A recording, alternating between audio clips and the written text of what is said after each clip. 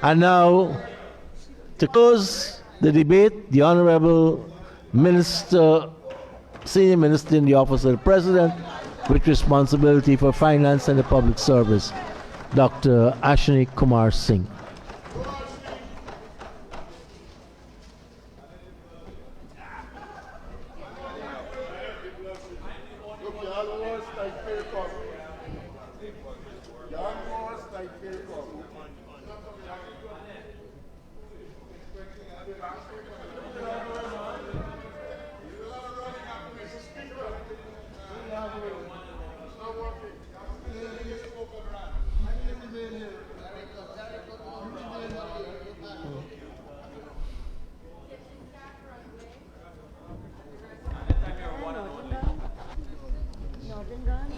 Thank you very much, Mr. Speaker. Mr. Speaker, I have said on multiple occasions how important we consider these annual budget debates. And I have elaborated why we consider these budget debates to be as important as we do. They allow us, on our side of the House, to elaborate our vision for our country, our plans and policies, plans, programs, projects in our respective sectors. We allow ourselves to be subject to the scrutiny and indeed critical scrutiny of the people of Guyana.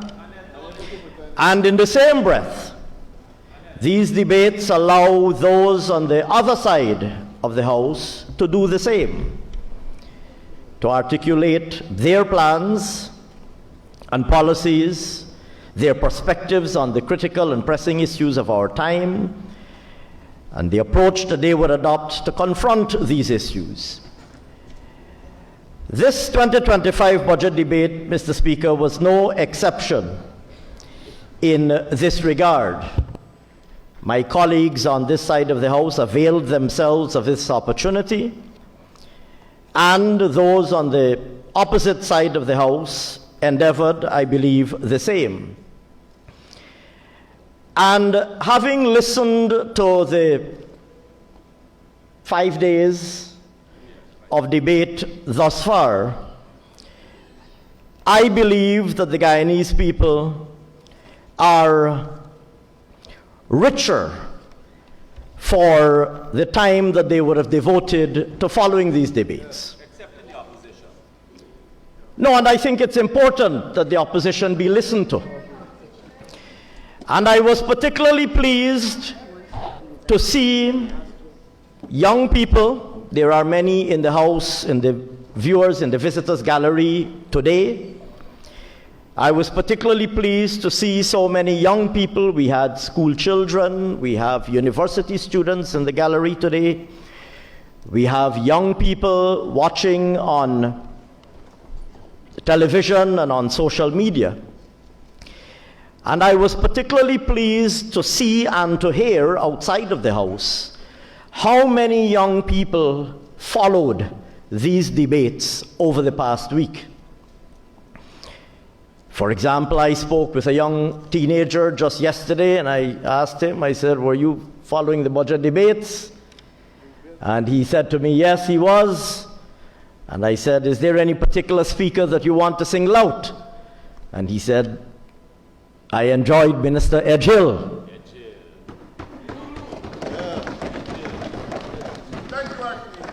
And I asked him why. And he said, without batting an eyelid, he said, "Because he slaughtered Patterson."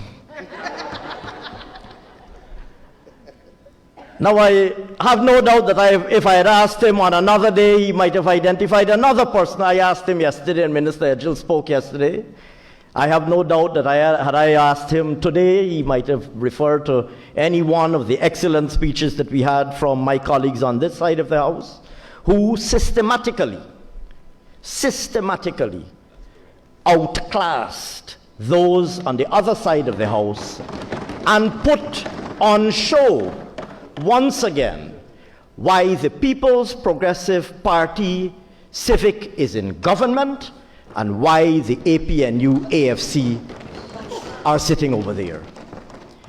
On many occasions I looked, as I often do, at the young members of the APNU AFC benches, honorable members of the House as they are. On many occasions I looked at them and I saw a particularly glum expression on their faces. As we see now. And I even engaged many of them on the margins of Parliament, as I always do, and they wouldn't admit it in public, but they did very generously in private. Their understanding of why they are consigned and condemned to the opposition benches and will be consigned and condemned to the opposition benches for at least a generation to come. And they understand it. I like that word. Because they know, Mr. Speaker, as do the young people of Guyana, they know, including many of them who I will say to their credit, have the courtesy and decency to remain in the House, to listen to the conclusion of this debate. And I want to acknowledge all of them who have the courtesy to remain in this House while their senior colleagues make their presentation and, contrary to official guidance, scurry out of the House without affording those on our side of the House even the courtesy of a listening ear. You will note, sir, that our benches were full. Somebody sent a screenshot of a comment where they said, we want a wide-angle shot of the opposition benches when Ashni Singh is speaking, because we see the government benches are full when the opposition is speaking, but we see the opposition benches are empty when the government benches are speaking. And that, Mr. Speaker, in a simple thought, captures and expresses the striking and stark difference between the People's Progressive Party and the APNU AFC. If you were to begin just with the simple courtesy of listening to the other side, it's in the parliamentarian's handbook, it is in writing. If one were to begin with this simple, it might seem like something simple, but if you can't get the simple things right, if you can't even stay in the House to afford those on the opposite side, you come and you speak about inclusivity and listening and consultation and all of these lofty and fancy sounding words. And we heard a lot of those lofty, grand and grandiose words from the leader of the opposition. All big and fancy words. If you can display, no matter what you come and say about inclusivity and listening and consultation, and you want to be listened to, well, we sat here and listened to you. You don't even have the manners to stay here to listen to us. And I hope the cameras are not aimed at me. I hope the cameras are aimed at the opposition benches to show that the whole front bench is empty. Except, of course, for the Honourable Member Geeta Chandan.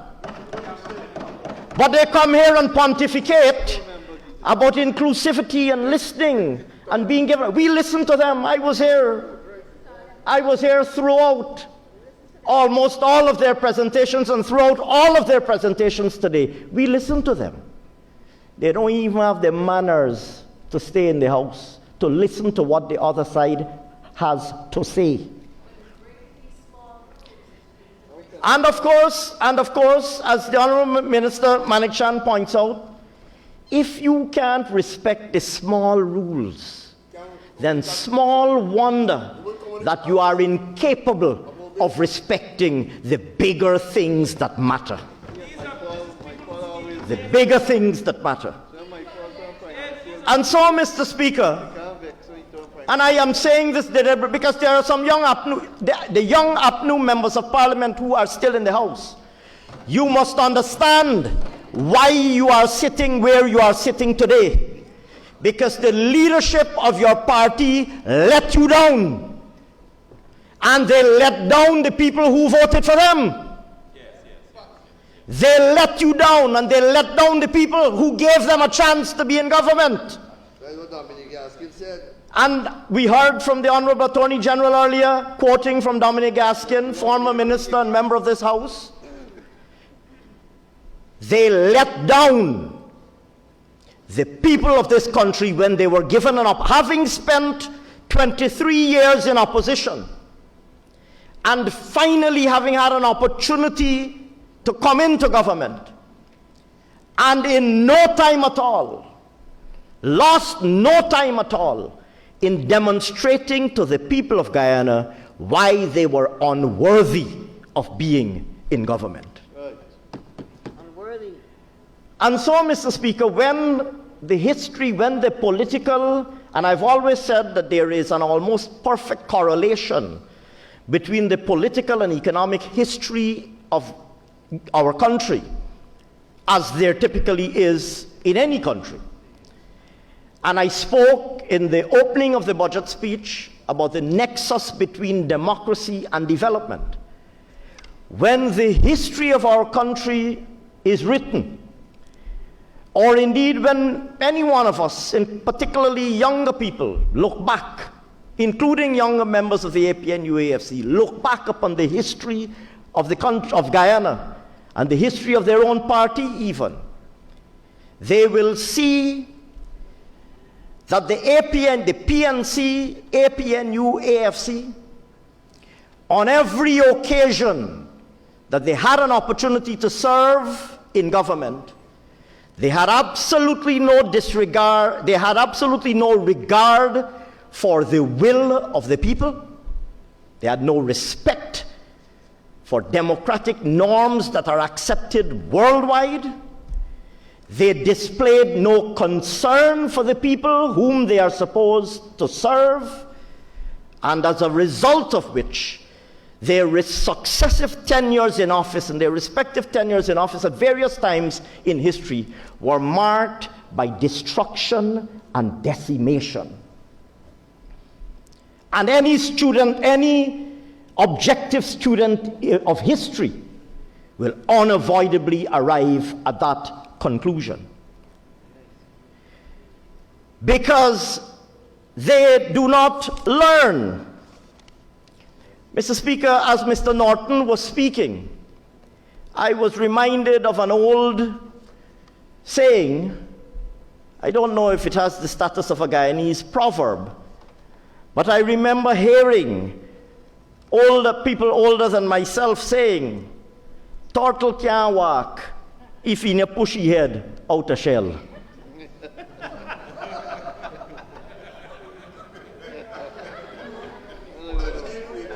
I don't know if it has the status of a Guyanese proverb quite as yet.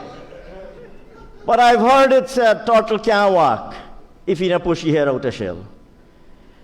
Push your head out and walk over. Because as I listened to Mr. Norton, the honourable member, I was reminded, first of all, of how little they have learned.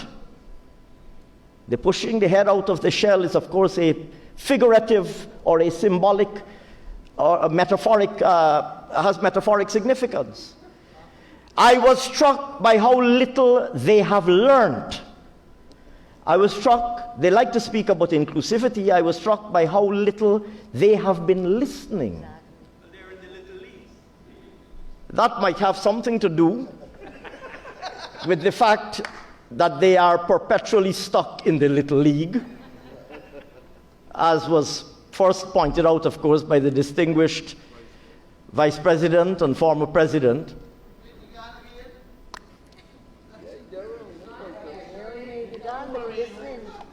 Mr. Speaker, He's always around, trust me. Mr. Speaker, I was struck by how little they have learned. I listen And the only conclusion that I could have arrived at is that they remain just as clueless and as confused as they were between 2015 and 2020, and as they were before 1992, they remain just as clueless and confused as they've always been. Incompetent. The PNC, I will say this very clearly, Mr. Speaker, and here again, through you, sir, I'm addressing the opposition members of parliament who have demonstrated, the tiny number, who have demonstrated, the 8 out of, is it 31 of them? The 8 out of 31 of them who remain in the House this afternoon, I'm minded to say to them that the real problem is that the APNU AFC has not learned, has not listened. I heard, for example, Mr. Norton, Honorable Opposition Leader, speak. You wish. I had to turn to my colleague to the right to ask if I had heard correctly. Because I heard Mr. Norton regale us with a justification of banning food items, basic food items in Guyana. I believe Nima Flubes did the same. Mr. Speaker, I had to clear my air and turn to Minister Edgell and say, am I hearing correctly?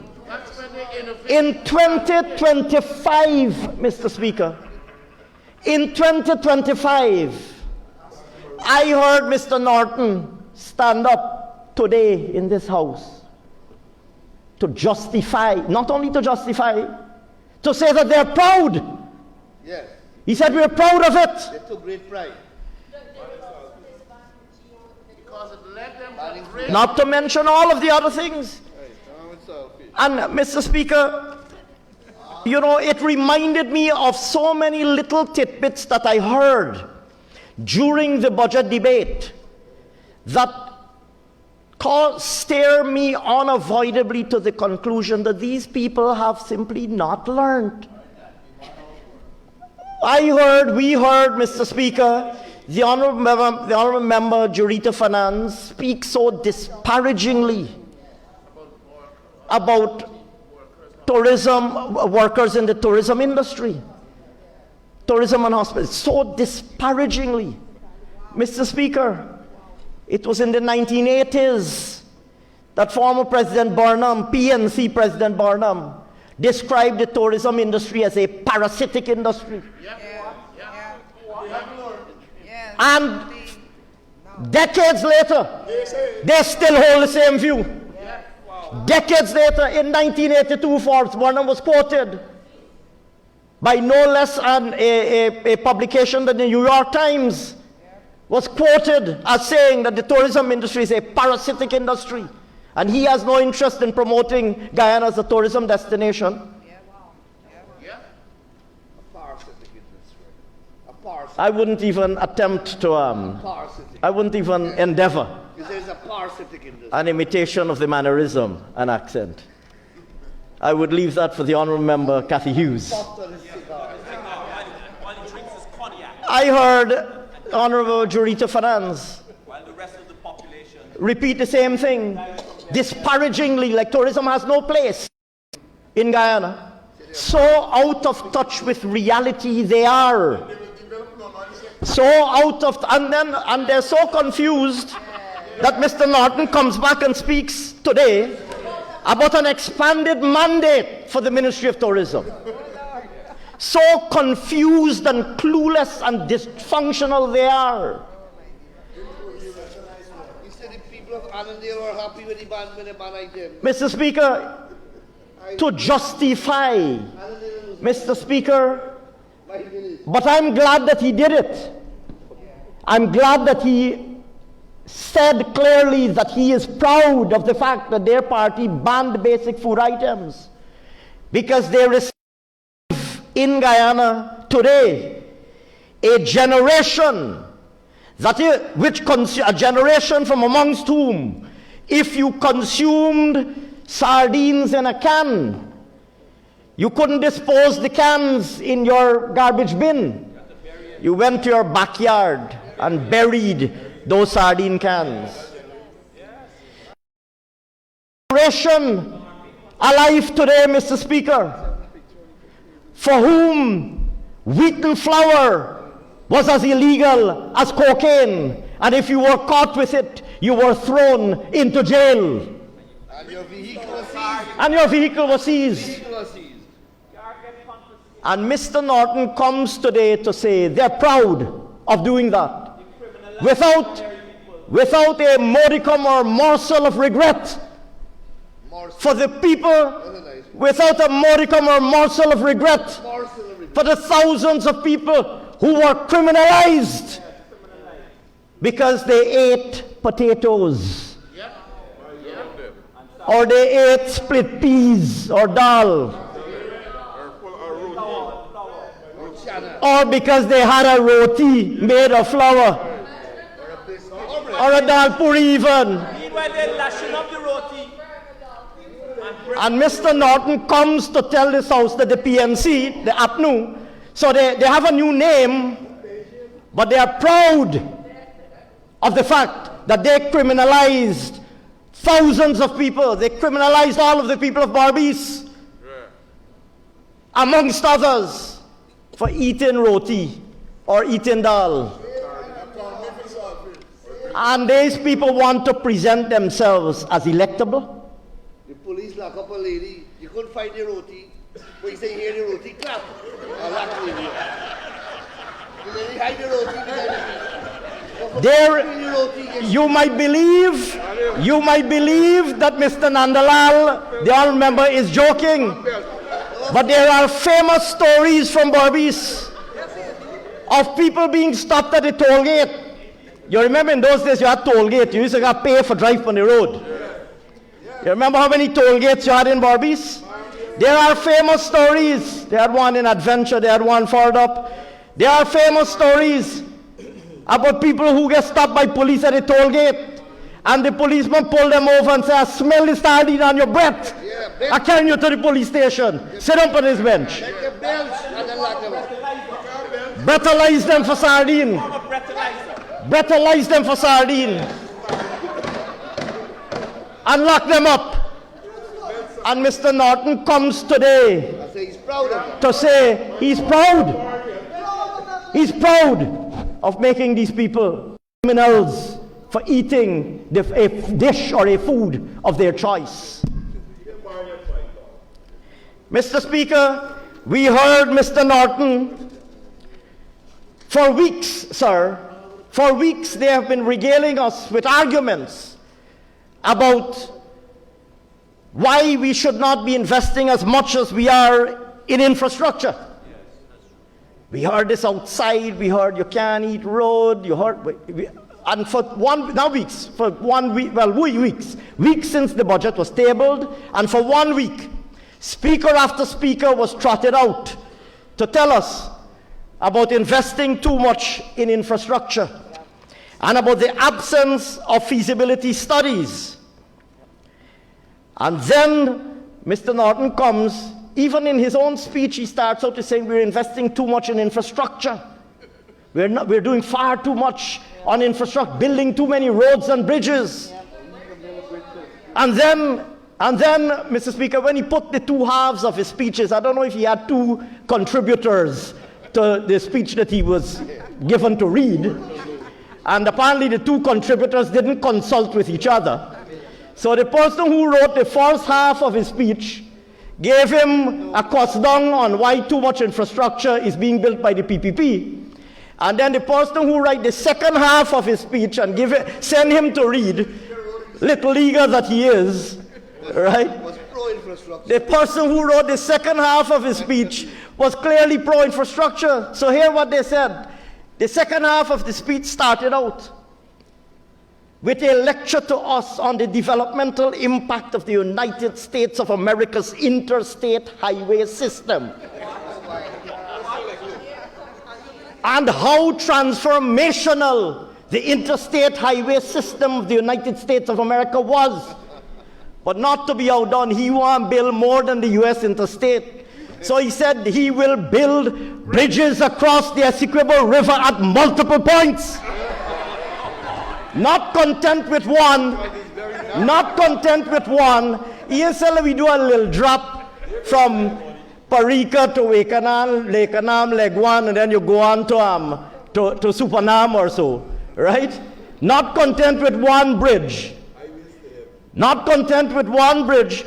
Mr. Norton said, after he done spend the first hour crossing infrastructure, he comes now to tell us, to promise the people of Guyana, that he will build highways across the Essequibo River at multiple points.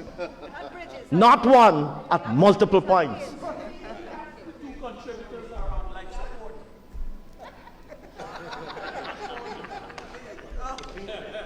Mr. Speaker, and I give these examples, and I cannot be exhaustive. I give these examples to illustrate the sheer absurdity of what is presented to the people of Guyana as opposition today. The sheer ludicrous absurdity of what presents itself as opposition today. Mr. Speaker, mind you, the champion and god of feasibility studies as he is,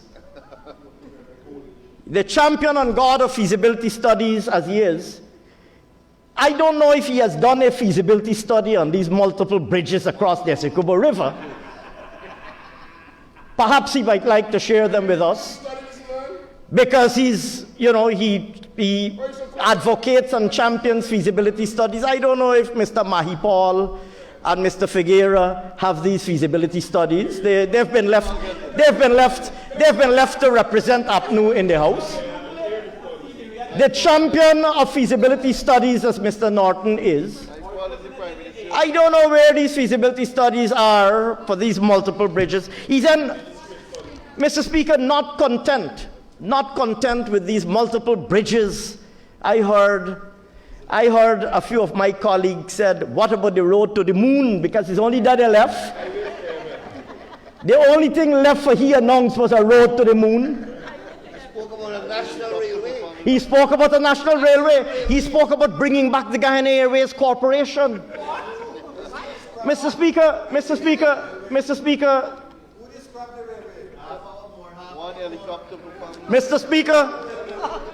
Mr. Norton spoke about bringing back the Guyana Airways Corporation. And then, sir, he went on to say, mind you, here again, I don't know if he had a feasibility study for the GAC that he's bringing back. But, perhaps he might need, first of all, a green paper. Perhaps he might need a green paper. So, Mr. Speaker, he says that they will reopen the Guyana Airways Corporation. And then he goes on to say the GAC was destroyed by the PPP. He is correct. Mr. Speaker, I know that I still have a lot of years ahead of me. But I am old enough to know differently. The Guyana Airways Corporation, Mr. Speaker, operated under the following conditions.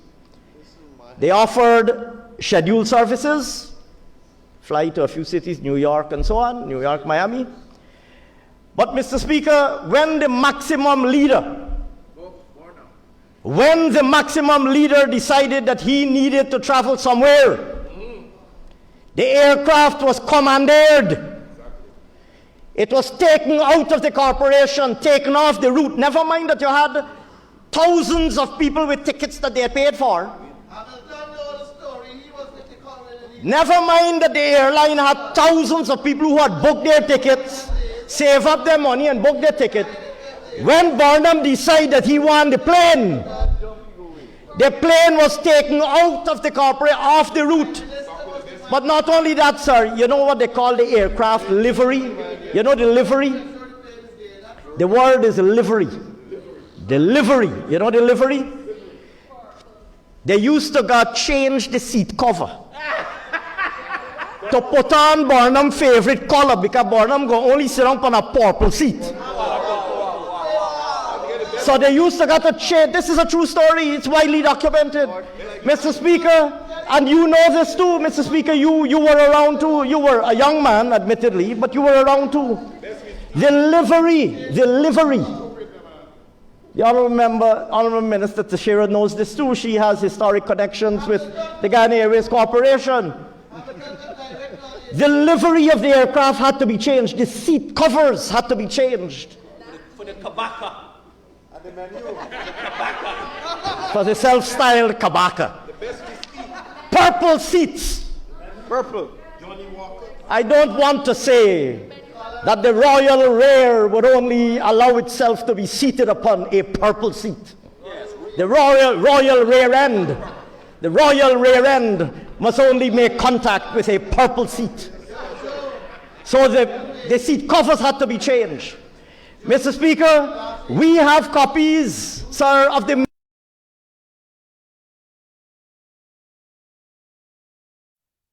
unprinted in purple. Mr. Speaker, that is their hero. Right for there, my ball running, he can't take it. My ball running, he can't take it. That is why you're sitting over there. It is because of these excesses. It is because of these excesses that you are sitting over there, and that you'll be sitting over there for more than one generation to come. It's because of these excesses. It's because of the sordid and disgraceful legacy of the PNC in this country. So you come now and you say GAC. Barnum used to commandeer the plane, change the seats, change the menu, fill up the plane with friends, family, and favorites. We have the passenger manifest. We have the passenger manifest. We were a starving country, and when we go to a meeting like the non-aligned meeting, we still have the list of people who went. When you read the delegation to the non-aligned meeting, we had one of the biggest delegations to the non-aligned meetings. Full up the plane, ministers and their family, extra crew, because obviously you gotta have a spare crew, extra crew, ministers and their family. Of course, you gotta be the preferred crew. Ministers and their family and friends. So, Mr. Speaker, young members like those on that side, they must understand why they are over there. They must understand why they're over there. But you come here now and believing that that you can delude people, try to rewrite history. Try to rewrite history. You have to understand why you are sitting over there. You have to understand the sordid legacy of your party in government.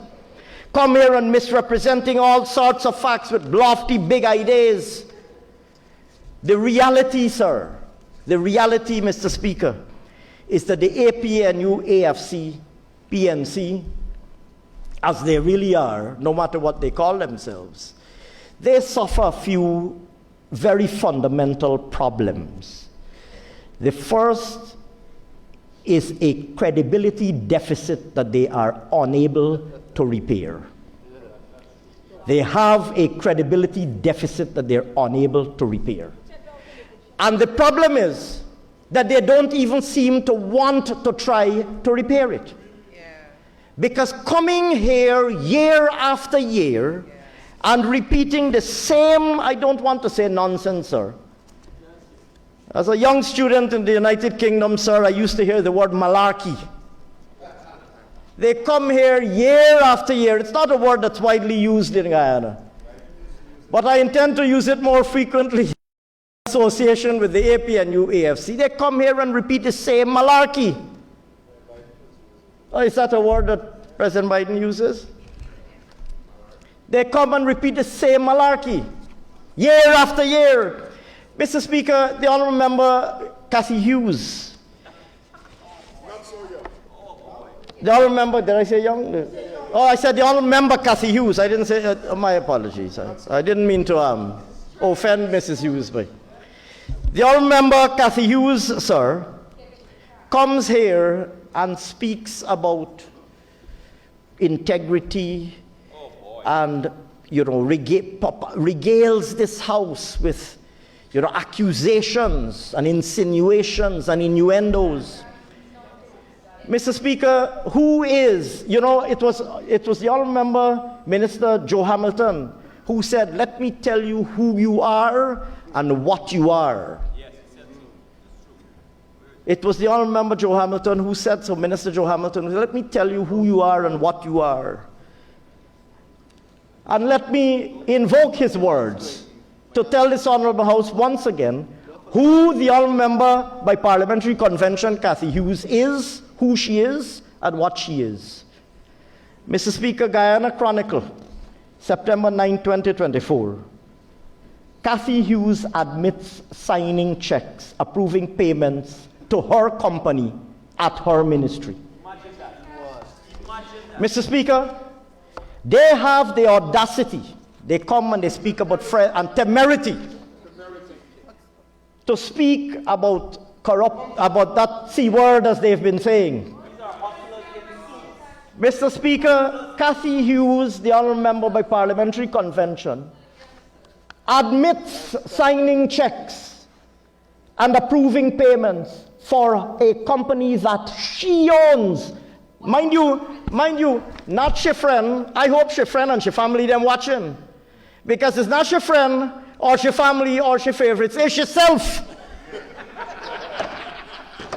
They like talk about friend, family, and favorite. They ain't even look at their friend, family, and favorite as their self. Me, myself, and I. And she said that she had exited from the company. She comes here, sir. She comes here, sir, and speaks about a miler. Mr. Speaker, I can quote from a letter carried in Stabroek News. Headed up, what about Cathy Hughes' conflict of interest? The letter says, the bombshell revelation that, and I'm quoting here from Stabroek News of the 21st of August 2013, the bombshell revelation that Mr. Nigel Hughes is in fact Secretary of the Amila Falls Hydropower Project, Inc., while serving as chairman of the Alliance for Change, has naturally captured the public interest. His subsequent offer, and this is an important sentence, his subsequent offer to resign his AFC post in order to retain his position with the Amila Falls Hydropower Inc., that says it all, sir. It goes on. The smoke screen of this bomb continues to obscure the role of his wife, Mrs. Cathy Hughes. Her company, Video Mega Productions, did public relations work for Synergy and Scythe Global. She personally interviewed Mr. Phip Motilal in a PR infomercial. Ms. Hughes was introduced as the public relations officer of Scythe Global. She is therefore intimately involved with the project. At the very least, she gained materially as owner of Video Mega. She comes here, sir, and now wishes to pontificate on integrity. They promised, sir, to liberalize telecommunications in their first 100 days. Prime Minister has already addressed this matter. They came into to office in 2015, enacted the new Telecommunications Act in 2016, and sat on that act. Demitted office in 2020, squatting for 2 years as they did, and refused to bring the new Telecommunications Act into operation for reasons known best only to herself.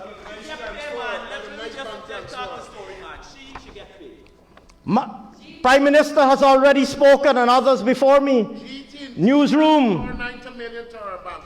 And newsroom of 3rd April 2019. Housing Minister's husband has contract to build houses for her ministry, her own ministry. Her husband has contracts to build for her own ministry.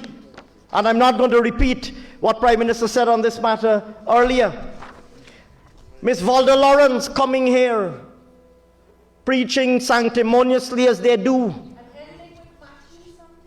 quoting, ending with biblical quotations and invocations. Mr. Speaker, Stabroek News 30th 18. The only friends I got is PNC. So the only people I could give work to is PNC.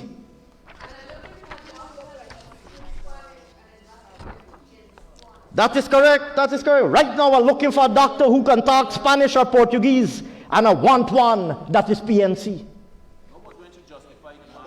And they want to know, sir, why the people of Guyana promptly banish them back to the opposition benches for the next 50 years. They want to know why they were banished. Mr. Speaker.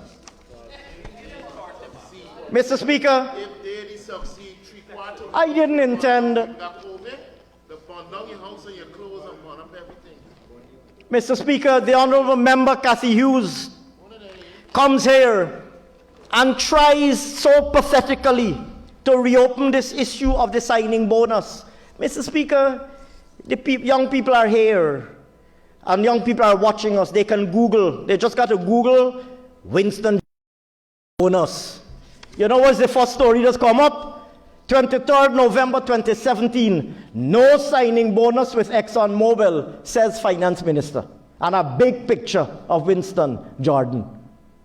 Google it on your phones, Winston Jordan signing bonus. No signing bonus with ExxonMobil. November 23rd, 2017. Then you're going to get another story that tells you Finance Minister says no rules broken with special account. When he find it, well, I think I skip some. Coalition, then after he discovered, mind you, his own ministry in 2016 wrote for a secret bank account to be opened. Mind you, in 2017, he says no signing bonus. Since November 2016, his own ministry wrote asking for a signing bonus. Here the caption of the letter. September 20th, 2016. A letter written to the governor of the central bank. Here the caption of the letter. Signing bonus granted by ExxonMobil. 1 year before. Signing bonus granted by ExxonMobil to request to open bank account. September 20th, 2016. In 2017, sir, Mr. Jordan was still saying to the world, no signing bonus received. And imagine, they have the audacity and temerity to come here, the gumption even, to come here and speak about mendacious. That was the word, and she said it with such aplomb like she had discovered a new word. She said it with such aplomb, such evident pride. Mendacious. Like if she had discovered a new word.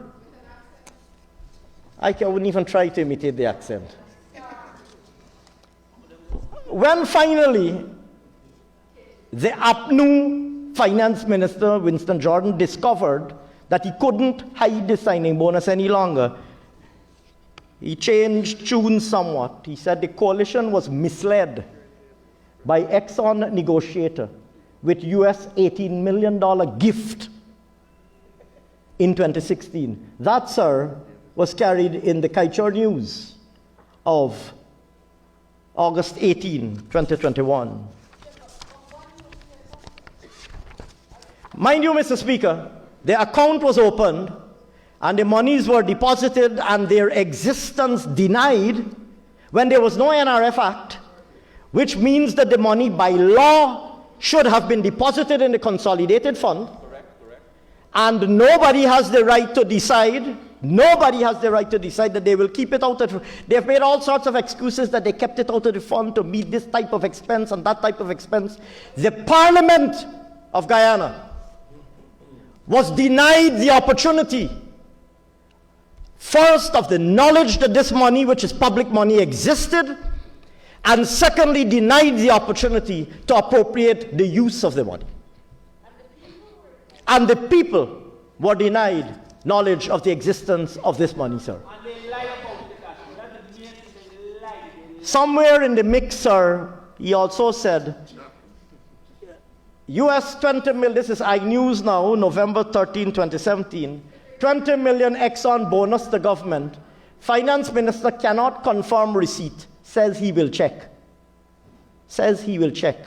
1 year previous to that, his ministry requested the opening of a secret bank account. And Mr. Speaker, we saw instance after instance of that throughout this debate. Amila Falls, the Honourable Member David Patterson tried to rewrite history. My colleague, Minister Jill, and the Prime Minister cited the involvement of the Blackstone Group, one of the world's largest institutional investors, willing to invest in the Amila Falls project. $80 million of climate funds earned under our first generation low carbon development strategy, deposited and accepted by the Inter-American Development Bank for investment in that project. And they selectively cited some reports. I think one of them, I think both Mr. Patterson and Ms. Hughes read from a 2014 report from the IDB. But to illustrate their incompetence, so they're reading triumphantly from this report, which the staff and management of the board submitted to which the staff and management of the bank submitted to the board, and they're selectively reading one paragraph to say, the project is a risky project. Well, Mr. Speaker, we were never in doubt about the fact that a project is a risky project. But if they have even the slightest knowledge of how these institutions work, that matter would not have reached the board if there wasn't an intention to proceed with it. And in fact, subsequent, and which they omitted to say, subsequent to that 2014 report, the matter having gone to the board, in 2015, the IDB issued a mandate letter signaling their intention and willingness to participate in the project and to structure its financing, a signed mandate letter, conveniently omitting to mention that. Mr. Speaker, the sheer daftness and I don't know if it is the sheer daftness of my colleagues on that side of the House. The Honourable Member Cathy Hughes comes and she's reading from the IMF Article 4 report.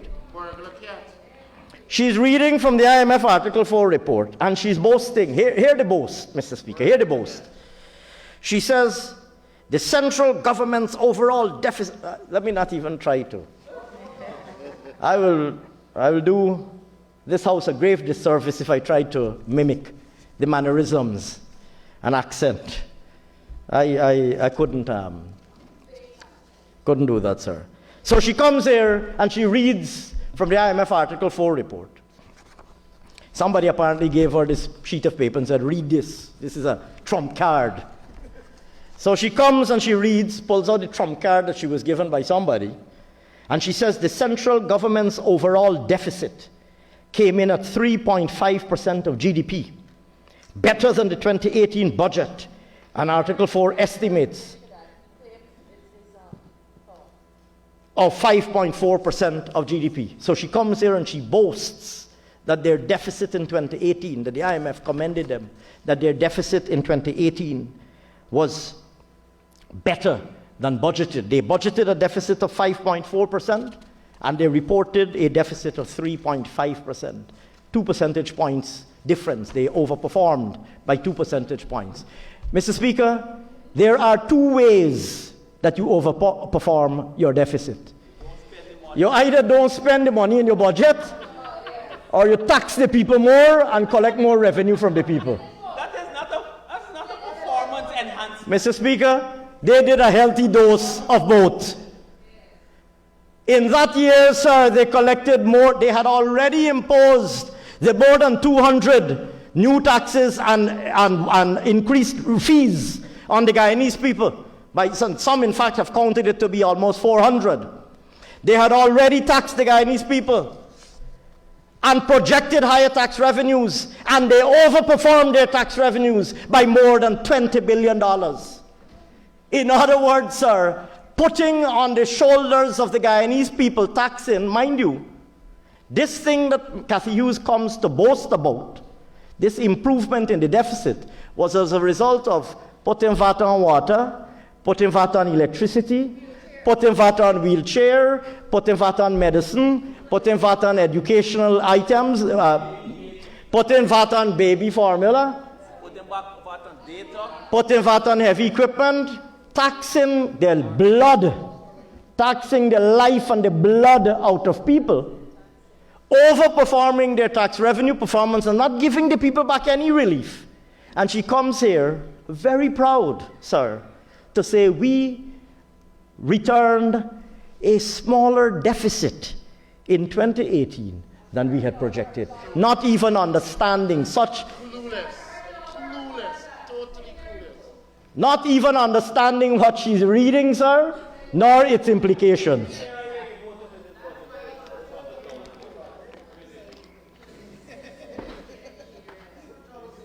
Mr. Speaker, small wonder that when we come back to this House, sometimes with a request to spend more, because we are executing our program so aggressively, small wonder that they are perplexed. They are perplexed. Are you doing more roads? Well, the people of Guyana need their roads to be done. And we will do their roads. And the people of Guyana need their schools to be built, and we will build their schools. Mr. Speaker, she comes with, and here again, I don't want to slip into the accent or anything like that. I mean, I grew up in an urban setting too, so I shouldn't, like the Honourable Member, Minister Charles Ramsden, I grew up in George, notwithstanding that I'm very proud of my Barbies roots. I spent a lot of my formative years in Georgetown. So, Mr. Speaker, she comes and regales us with her school experience. And she said when she went to school, they had textbooks. And she went on to tell us how she used to paper she book with. And she went on to say about the brown paper, what she used to paper she book with, you remember? Yeah. Telling me about the brown paper, she used to paper she book nice and so on. Right? Sir, and how people used to, and how they educate, sir, I don't know what cocoon the Honourable Member Cathy Hughes lives in. I don't know what bubble. And I mean, we know that they live in a little bit of a bubble, right? We know that they live in a bubble, removed from reality. And I don't know why members like those who are in the House, right, Jermaine doesn't share with them, not to single him out. Ronald Cox is here, Honourable Member, Jermaine Figueres. I don't know why they don't tell them the experience of, the ordinary man. They live in this cocoon. So the Honourable Member Cathy Hughes comes and regales us about this wonderful education experience that she had with her books, with their brown paper covering them. Sir, in 1985, I don't know if she was at school in 1985. Sir, in 1985, right? So they make a lot about this matriculation rate. Sir, and we are building buildings. Even the Honourable Member Coretta MacDonald, who is supposed to have some interest and some familiarity with the education sector, she says, we are building buildings. Sir, let me share with you some numbers so you understand what is going on here. Mr. Speaker, in 1985, you know how many people wrote 𝐶𝐃 maths? 2,700. 2,700 students wrote 𝐶𝐃 maths. Mind you, that was 1985. Out of which, incidentally, 22% passed. In 1990, you know how many people wrote 𝐶𝐃 maths? 3,000, not 5,000. It moved from 2,700 to 3,290, barely 500 more. Over 5 years, 500 more people wrote. It moved from 2,700 to 3,290. Mr. Speaker, in 2024, you know how many people wrote 𝐶𝐃 maths? 10,440. 10,440. The population hasn't grown by 5 times. Mr. Speaker, Guyana's population hasn't grown by 5 times. Right? But 3,000 people wrote 𝐶𝐃 maths in 1990. We came into government shortly after that. 10,000 wrote last year 𝐶𝐃 maths. But the world was wonderful for her. But of course, she lived in this beautiful little cocoon. People died from beriberi and scurvy. Sir, and if you think mathematics is an isolated example, English. Sir, she clearly learned good English. She speaks very well. If nothing at all, you have to give her credit. She speaks very eloquently. Sir, that's their strong point, incidentally, all of them. Very eloquent. They're very eloquent. That's their strong point. It stops there. There's no substance beyond that eloquence. But let's put that aside for the moment. Sir, you know how many people wrote 𝐶𝐃 English? How many people entered to write 𝐶𝐃 English in 1985? 3,337. 𝐶𝐃 English. You know how many people wrote 𝐶𝐃 English in 1990? 3,845.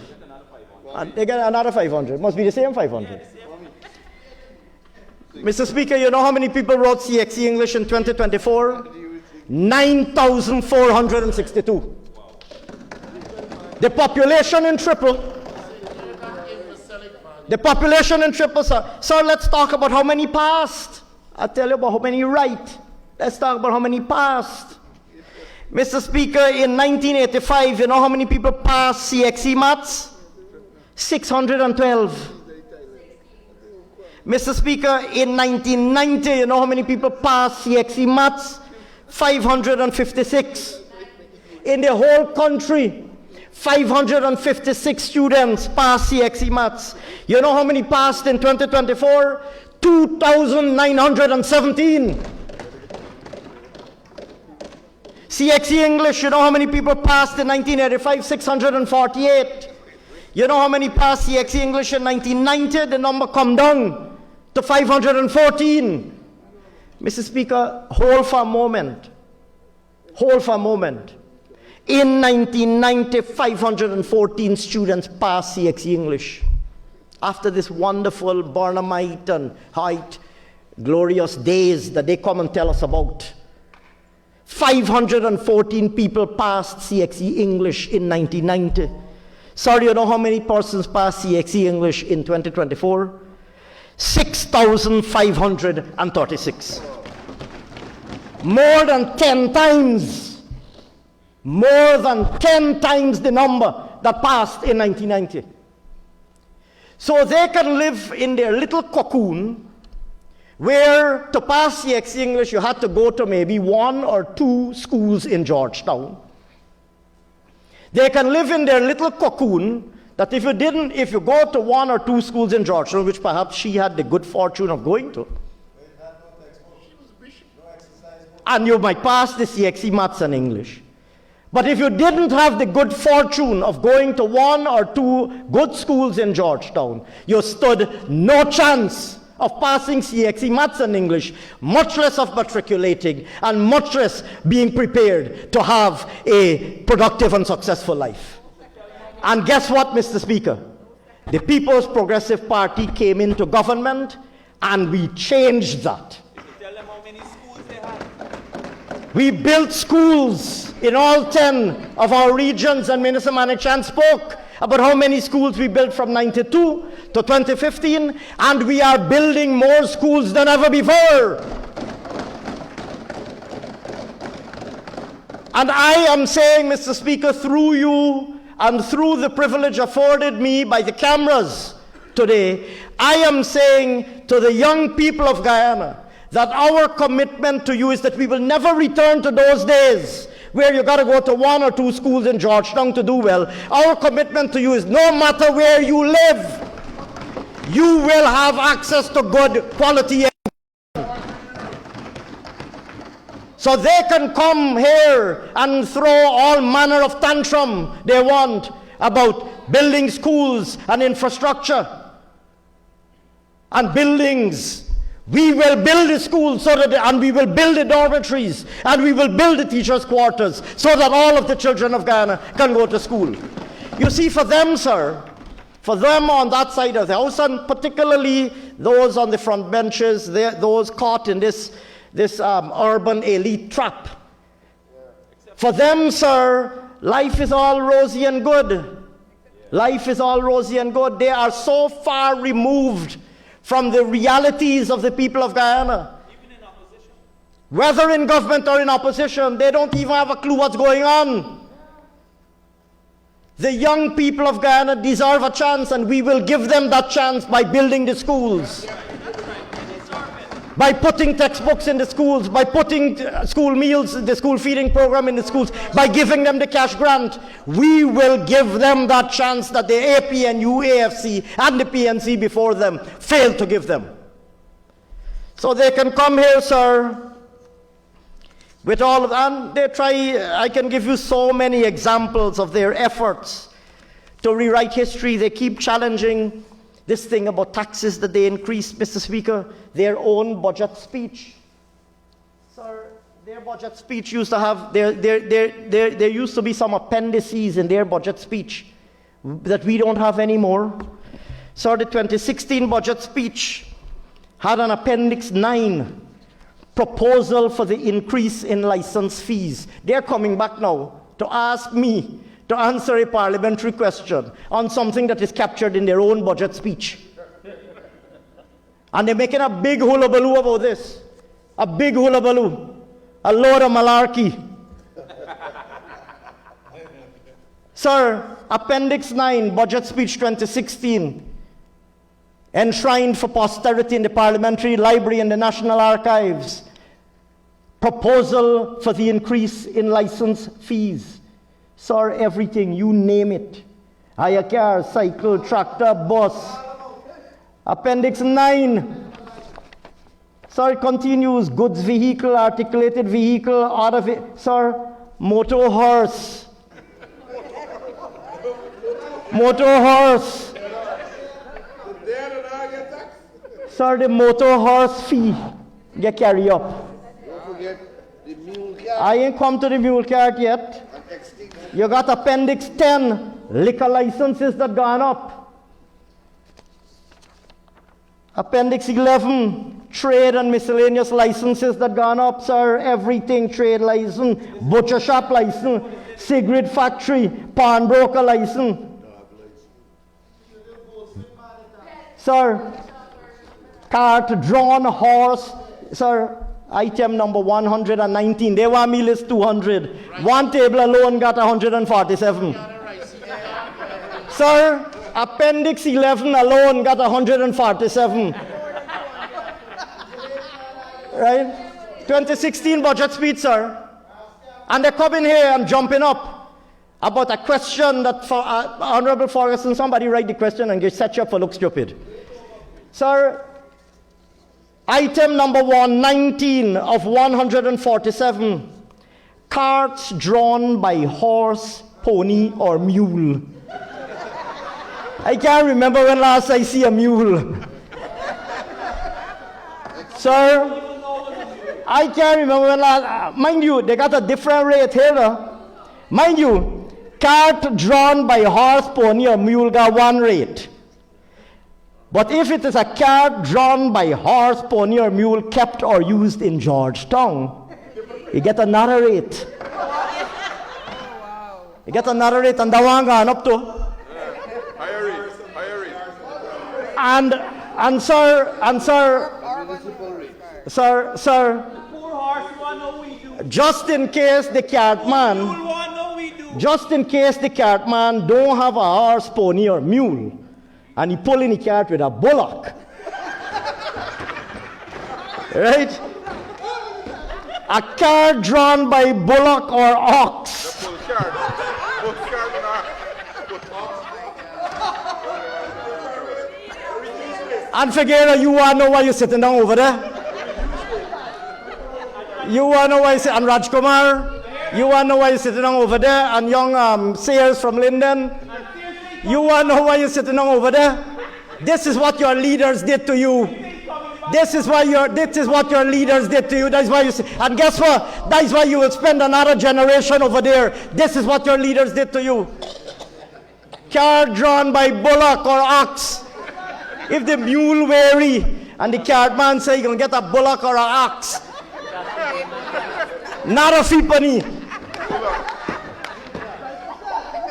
And then if the bullock or the ox, not the car drawn by donkey.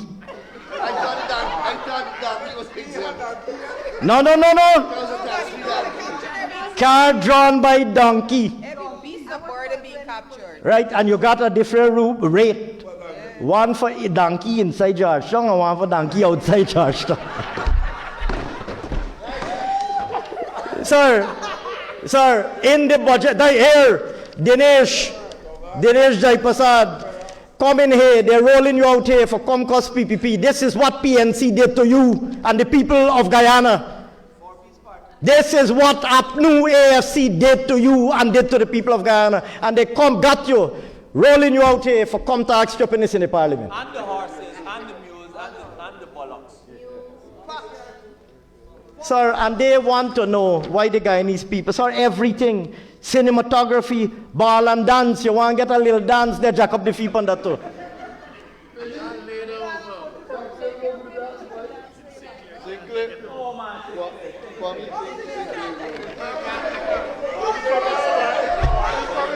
Sinclair must he feel left out that I ain't call his name. Don't feel left out. I was getting around to you, Sinclair. Don't feel left out. So, Mr. Speaker, we have to understand what the examples that I just gave are drawn from 2015 to 2020. Right? The reality is that every time, because the PNC is incapable of learning, as was demonstrated today by saying we're proud of the band and living with their heads buried like an ostrich in the sand, because the PNC and its leadership are incapable of learning. You know, we lost an election in 2015. We regrouped. Our leadership sat down with our membership and said, we need to think about what we need to do differently. We need to think about what we need to do more of. We need to think about what we need to do less of. We need to go out there and do the real hard work. We did it. And within 3 years, we won a majority in the parliament, and within 5 years, we were back in government. PNC spent 23 years in opposition, come back in government, they didn't learn anything. The same rigging that they used to carry on with. Imagine, sir, you're rigging election in 1968, right, and 73. Honorable Mahabir Nandalal, I'm not going to repeat what he said. I couldn't possibly do it as eloquently as he did it and as comprehensively as he did it. He delivered a masterclass in the history of electoral shenanigans and electoral rascality in this country by the PNC. I'm not going to repeat what he said, but imagine they come back now in 2020 and believe that they can pull off the same stunt. And you tell me that this is an entity that is capable of learning? Mr. Speaker? Mr. Speaker, they only exited office reluctantly. They were dragged from office when faced with sanctions by the international community.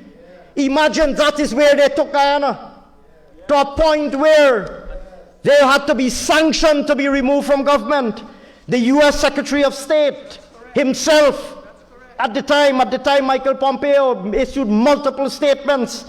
More than 100 countries around the world, the OAS of the Electoral Observer Mission, CARICOM, the Commonwealth, the Carter Center, the United Nations Secretary General, all issuing statements and making statements, speaking about the attempt to subvert the will of the people in 2020 in Guyana.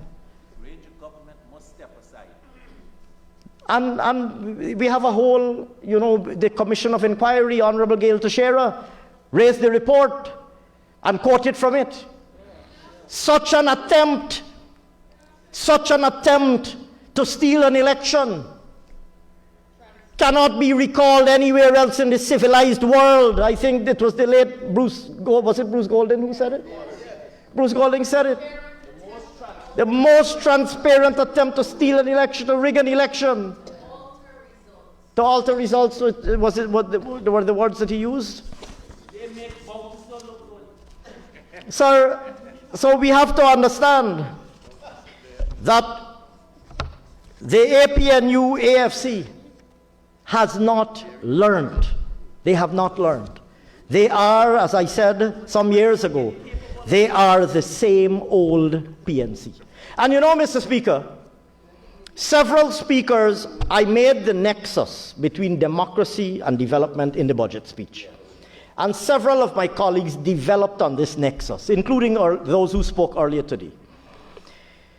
You see, if you don't understand that you have to deliver services to people in order to persuade them to vote for you, and there are young people in the audience today and young people watching, it's important that you understand that if a political party does not understand that it has an obligation to deliver results to people in order to persuade them to vote for the said political party, if that party doesn't understand that you have to deliver to people, then the party will place no value on such a party has no regard for the will of the people because they don't care how you vote.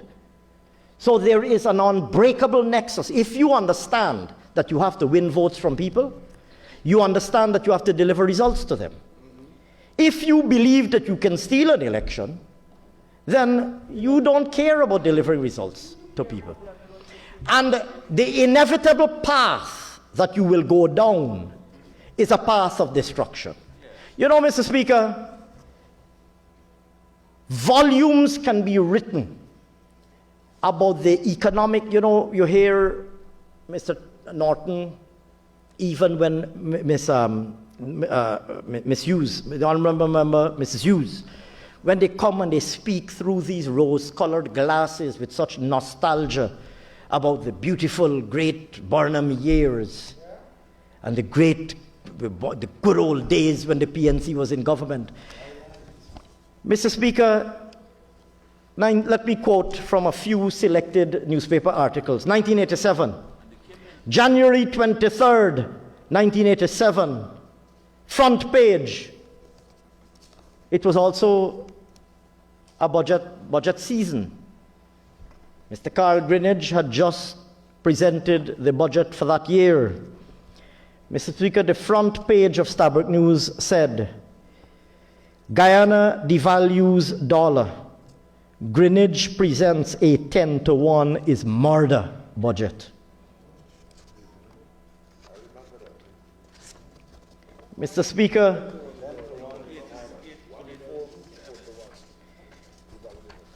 the story goes on. 10-to-1 is murder. That is what the budget was called. January 23rd, later in the newspaper, economy continued dismal performance. Budget 87, union sources cry foul. Sir, and this habit about taxing everybody, they tax the look what they did. Levy may force betting shops on the ground. Their target was the betting shops in that year. Soesdijk to Linden Highway badly neglected. April 17, 1987. In 1988, a new housing scheme was being developed, but not for low-income earners. The headline was new housing scheme, but not for low-income earners. I don't know who it was for. Sir, nobody was immune. I'm quoting here from Starbuck News, February 20th, 1988.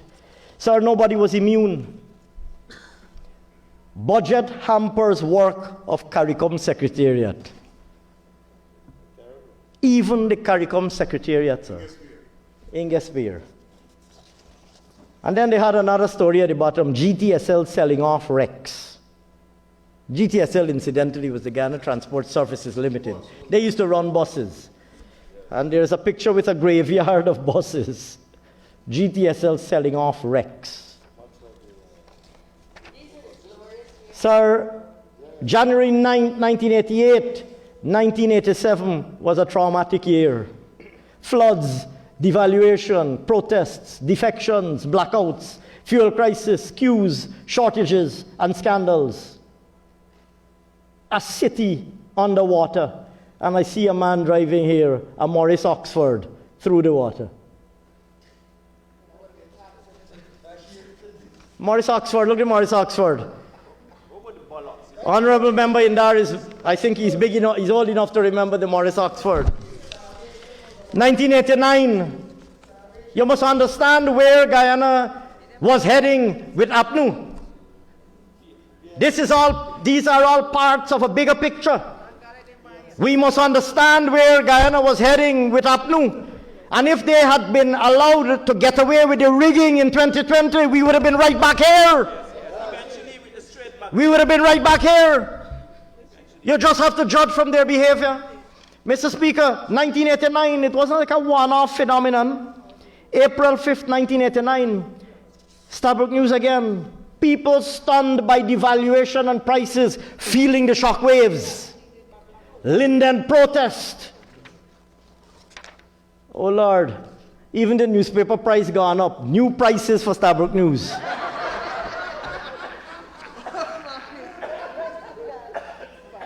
Look at that here. Look at that here. New Stabroek prices. Stabroek News price gone up. Sir, literally every sector. They talk about building. He spoke glowingly about their housing program. Here was the headline. April 5th, 1989. Hollow block factory under heavy pressure. So look at it here. Hollow building industry in crisis. Hollow block factory under heavy pressure. 1989. Bauxite. They love the bauxite workers. 1989, PNC in its heyday. Bauxite workers walk out on the spot report from a worker. Anti-budget pressure mounts. Linden strike still solid. Linden, Honorable Figueres is from Linden, Devin Sears is from Linden. This is what the PNC did to Linden. This is what the PNC did to Linden. Adequate subsidies needed to counter budget blows, and I could go on and on and on. Sir, they talk about consultation. Government won't talk to FITUG. Refuse to talk to the biggest trade unions in the country. Sir, you know some of these headlines, we laugh at them today. Hear this one, I know you're going to like this one. Pegasus taxi operators feeling the squeeze. On the same page, thieves on the rampage on West Dem. Things rough. Sir, and even the chick men, 8-card men pulling in the suckers. Look at that. You know the men on the chick board? Nobody was spared. Airfares, truck charges threaten mining industry. 1988 was a tough year, says KG. Sorry, even the GDF lost its chaplain. GDF seeks new chaplain. Sir, May 2nd, 1989, the small businessman, we are only working to eat and losing. Budget hits cook shop business hard. Cook shop business, Mr. Speaker, cook shop. Cook shop, they got a picture with a man in the cook shop looking like things really hard, and the headline in Stabroek News. Budget hits cook shop business hard. Mr. Speaker, businessmen suffering after. This was life under the PNC. And I could go on and on. I could go on and on and on. They love UG. They love UG now. Mr. Speaker, headline, front page, Stabrook News, May 31st, 1989. UG faces crisis. UG faces crisis, 1989. Sir, the same day, newspaper, housewives forced to scrounge for rice flour. No, sorry, my correction, sir. For rice, comma, flour. We mustn't forget the punctuation. It's rice and flour. Housewives forced to scrounge. Stabrook News, you know, it's here. They love women. They love For, sir, reducing ordinary Guyanese to scrounge. women. And mind you, you're not scrounging for gold and diamond. No. You are scrounging for rice and flour. There is a photograph of a signboard in a shop. Notice what's available. Notice no rice, no oil, no flour, no chicken until question mark. So what they got really, man? Chicken just over there. Sir, and they talk, sir. And then they talk about accountability, still in the same day's newspapers. Public accounts 7 years in arrears, and they are now the champions of accountability. For 7 years, the people of Guyana, eventually it became 11 years, never had a single year of audited accounts. Sir, and it goes on and on and on, year after year. Year after year, sir, as recent as 1991, they like to talk about the ERP and so on and so forth. They come here, Mr. Norton said the ERP was saving Guyana. ERP, as we all know, was abbreviated to mean empty rice pot. Sir, 2 years after this ERP that he likes to boast about, look what the Guyanese people had to face. January 20th, 1991, panic buying creates shortages of basic items. This is what surrounded PNC budget speeches, sir. And this is where we were heading. This is where we were heading. This is where we were heading had they been allowed, sir, to perpetrate the heist that they attempted. And they can't run from their legacy, sir. This is their legacy. This is their track record. And what is more astonishing is that with that legacy in mind, they came back in 2015, implemented the same policies, caused the same hardships. Well, first of all, they came back with the same people. Almost all of them were the same people. Just a little bit older, considerably older. They came back with the same people, with the same policies, causing the same hardship to the same Guyanese people, and they expected to be kept in government. Wow. And they wonder now why they were sent packing to the opposition benches. But, Mr. Speaker, the unavoidable reality is that the PNC is associated in every incarnation. They are associated with destruction, decimation, and hardship to the Guyanese people. In the pre-1992 period, in the 2015 to 2020 period, even in their policies today, they are consigned, they have condemned themselves because they refused to acknowledge their mistakes of the past. And because they refuse to change course and correct their strategy, they're condemned, sir. And perhaps they don't know better. Sir, Mr. Norton came today and he spoke about, you see, this is the problem. I don't know if it is ChatGPT or AI, or maybe part was DeepSeek and part was ChatGPT that drafted the two halves of the speech, and then he put them together. Sir, he spoke about Singapore. You will recall he spoke about Singapore. Sir, in 1966, and I will quote, I'm not using our numbers, I am quoting from the World Development Indicators, a database that is globally available online. Sir, in 1966, Guyana's GDP per capita was $353, right? Bear with me a little bit, Mr. Speaker. Guyana's GDP is not in race Singapore, so let's talk about Singapore.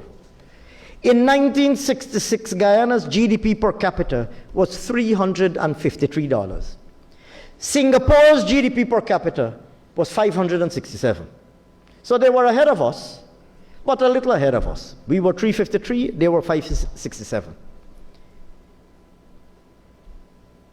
By 1991, after a quarter century of PNC dictatorship in Guyana, Guyana's GDP per capita, after 25 years, Guyana's GDP had moved from $353 to $466, right? After 25 years. You know how Singapore's, after 25 years under the PNC, this is the glorious days, the glory days, the Barnum days that they like to boast about. Guyana's GDP had moved from 1966 to 1991, per capita GDP I'm speaking of here, from $353 to the grand and princely sum of $466. You know how Singapore's GDP moved? It moved from $567 to $14,502. You know how Barbados' GDP moved? From $462 to $7,790.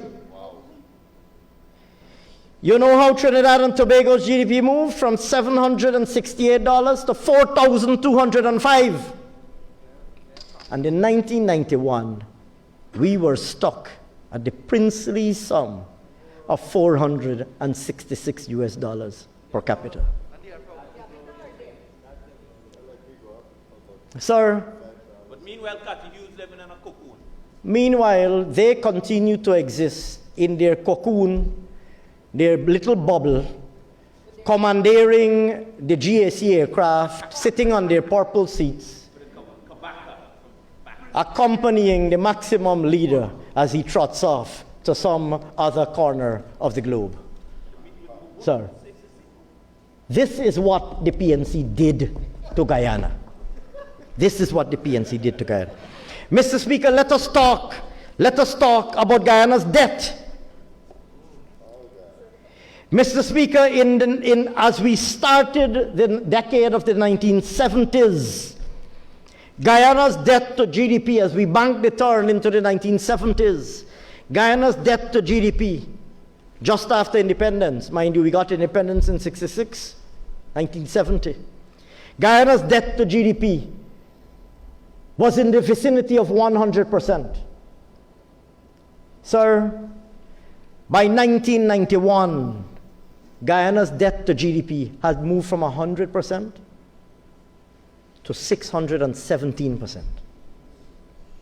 After 25 years of glorious PNC rule, Guyana, and they come now and want to lecture us about fiscal prudence and fiscal responsibility. And mind you, they're building highways to heaven and roads to the moon. Right? And roads to the moon. Sir, let me make this point. By 2014, having inherited a debt to GDP burden of equal to 617% of the size of our economy, by 2014, before a single barrel of oil was found, much less produced. Guyana's debt to GDP ratio had been reduced to 38.7%, less than 40%. Without, sir, a single barrel of oil in sight. Without oil. They like to say oil money. Yeah. We did that, sir, without a single cent of oil money and without a single drop or barrel of oil. Sir, every single key economic indicator, they talk about sugar. The PNC has a historic animosity towards the sugar industry. Let's be frank. That's the problem. Let's call a spade a spade. But they like sugar though. They don't like the sugar in the levy, but they like sugar and rum. Why are you taking a jab at Mr. Ramjatan there? But the principles are inconsistent. Sir, they love sugar. Sir, let us examine what they did to sugar. Let's just take a small window of their period in government. Mr. Speaker, from 1977, in fact it is 77, 78, Guyana was producing more than 300,000 tons of sugar. Sir, by 1989, 1990, Guyana was producing less than 150,000 tons of sugar. Completely destroyed. Completely destroyed. We were importing sugar in those days from Guatemala. Half of our sugar production wiped out because of their hostility towards the sugar industry. And that is pre-1992. We came back. We nurtured the sugar industry and restored it to its glory days. And there were challenges. We have never been shy about saying that. We built the sugar industry back to producing 330,000 tons of sugar. We achieved back the peak production of 330,000 tons. We went through a period of the loss of the preferential market in Europe. We made adjustments to the industry and it was difficult. And the reality is the cost of production of sugar in Guyana is high. But sugar is so germane and fundamental and intrinsically and inextricably linked to the well-being of entire communities in Guyana that we said we will ensure that we manage the sugar industry to bring it to a point of viability and ultimately to a point of competitiveness. They come year after year and attack us for providing support to the sugar industry. But now they want to expand Isuko. And then, in keeping with their want, as they say, sir, they come here and say, because once again they want to mislead the sugar workers. Mr. Vince Roy Jordan now says, we will, what was it? Resuscitate, not resuscitate. Revive. We will revive the sugar industry. Because they can. Sir, the sugar workers know better. And they don't have to go back to 1991 to know better. They know better. You promised them the same thing. You promised them, was it 40% salary increase? You promised them a huge salary increase in 2015, and then you came in and closed the industry down, closed down estates, wantonly and randomly. You come here now, once again, with promises being plucked out of thin air, as if you believe that the Guyanese people are gullible. As if you believe that the Guyanese people are gullible. There are children of sugar workers watching you. Like Honorable Member Suresh, who shared his personal experience when his father was terminated. There are children of sugar workers watching you. They know what happened to their parents. When you made a false promise, you came into government and you betrayed that promise. They're watching you. they come out, not learning from their previous experience. They come again and make all sorts of promises. Mr. Speaker, the same with rice. Mr. Speaker, they spent from 1970 to 1991, 1992, hardly ever achieving 150,000 tons of rice, struggling. Every single economic chart, I've plotted it, Mr. Speaker. If you look at rice production, limping along under the 200,000 mark for 2 decades, from 1970, 1980, 1990, limping along below 200,000. Mr. Speaker, when we came in 1991, rice production, sir, was barely 200,000, less than 200,000 or thereabouts. Mr. Speaker, by the time we left office in 2015, we were producing in excess of 600,000 tons of rice. Today, we are producing in excess of 700,000 tons of rice, the highest production ever. It doesn't matter which industry you look at. Bauxite, they destroy the bauxite, and no matter how you twist it and turn it, they love bauxite workers. They sat back and look at Roussel, chased out of Guyana. 1,000 bauxite workers put out of work. Their families put on the breadline, but they will come and tell you they love bauxite workers. They will go and say they love bauxite workers, they love the people of Linden, they love the people of New Amsterdam, they love the people of Kokwani and Aichuni. Sat back and watched Roussel and instigated and were complicit in the forcing out of Roussel, an international investor that we worked hard to bring and keep in Guyana, forced out Roussel, closing down the bauxite operations in the Berbice River and putting 1,000 direct employees. Not to mention all of the indirect people who were affected, transportation providers, boat owners, boat captains, suppliers of materials, putting all of these people out of work. But they come again now, Mr. Speaker, and they claim to love bauxite workers. That's what happened in the 80s. 2,000 people fired. Sir, it doesn't matter. It doesn't matter which economic indicator you look at. They claim they love public servants. Sir, in 1981, the public service minimum wage was the equivalent of $96 US.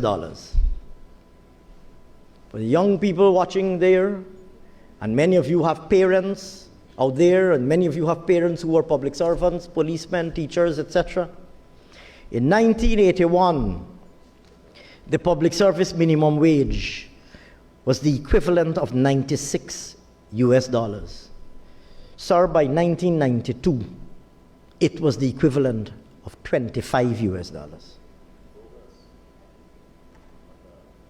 In 1 decade under the PNC, from 1981 to 1992, the public service minimum wage was wiped out from being the equivalent of $96 US to $25 US. Sir, public servants were pauperized by the PNC. Well-educated, committed and hard-working public servants were pauperized. Public servants had to moonlight as traders.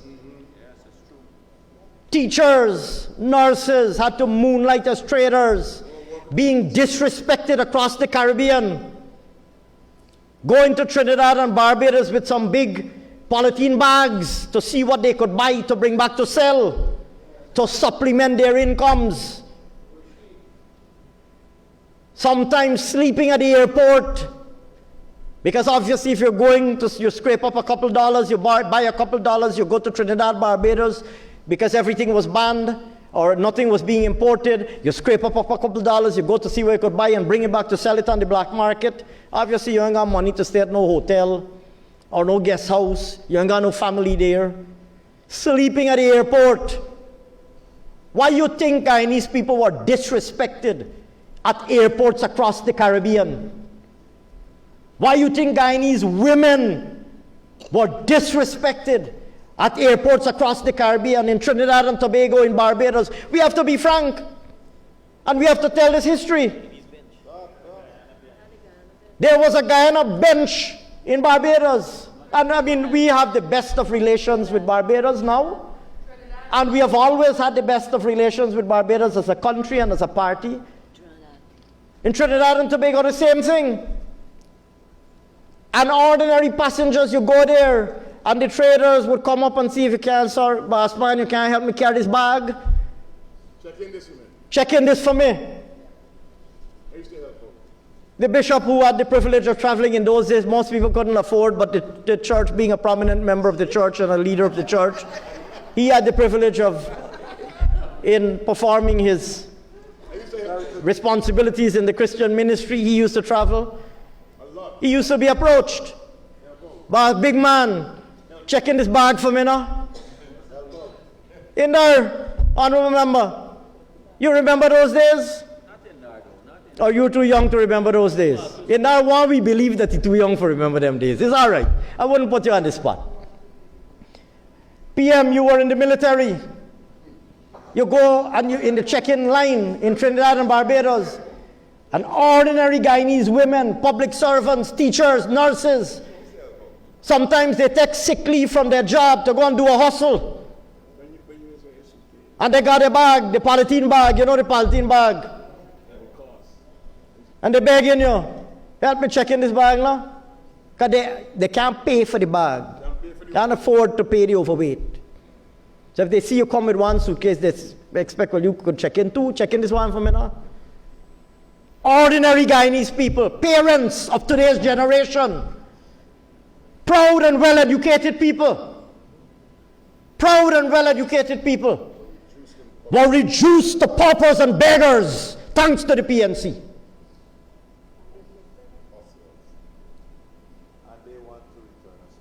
And mind you, they had an opportunity to return to government in 2015, and in no time at all, we're putting our country back on the same path. Back on the same path. Not learning a single thing. Not having learned a single thing. The budget speech got a big appendix about how heavy they're taxing you. And then they come in and make a big deal that they ask Ashni Singh for listed 200 taxes. Is there the back of your own budget speech? Their big trump card. We have asked Ashni Singh to list the 200 taxes. I must list what they in your own budget speech. Go and read it.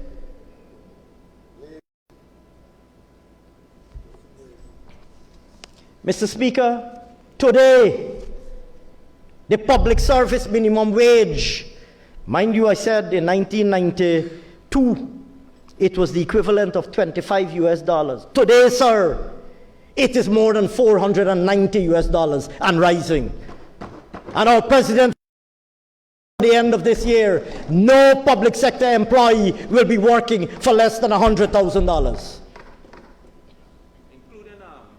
And that was achieved despite 5 years of APNU dictatorship from 2015 to 2020.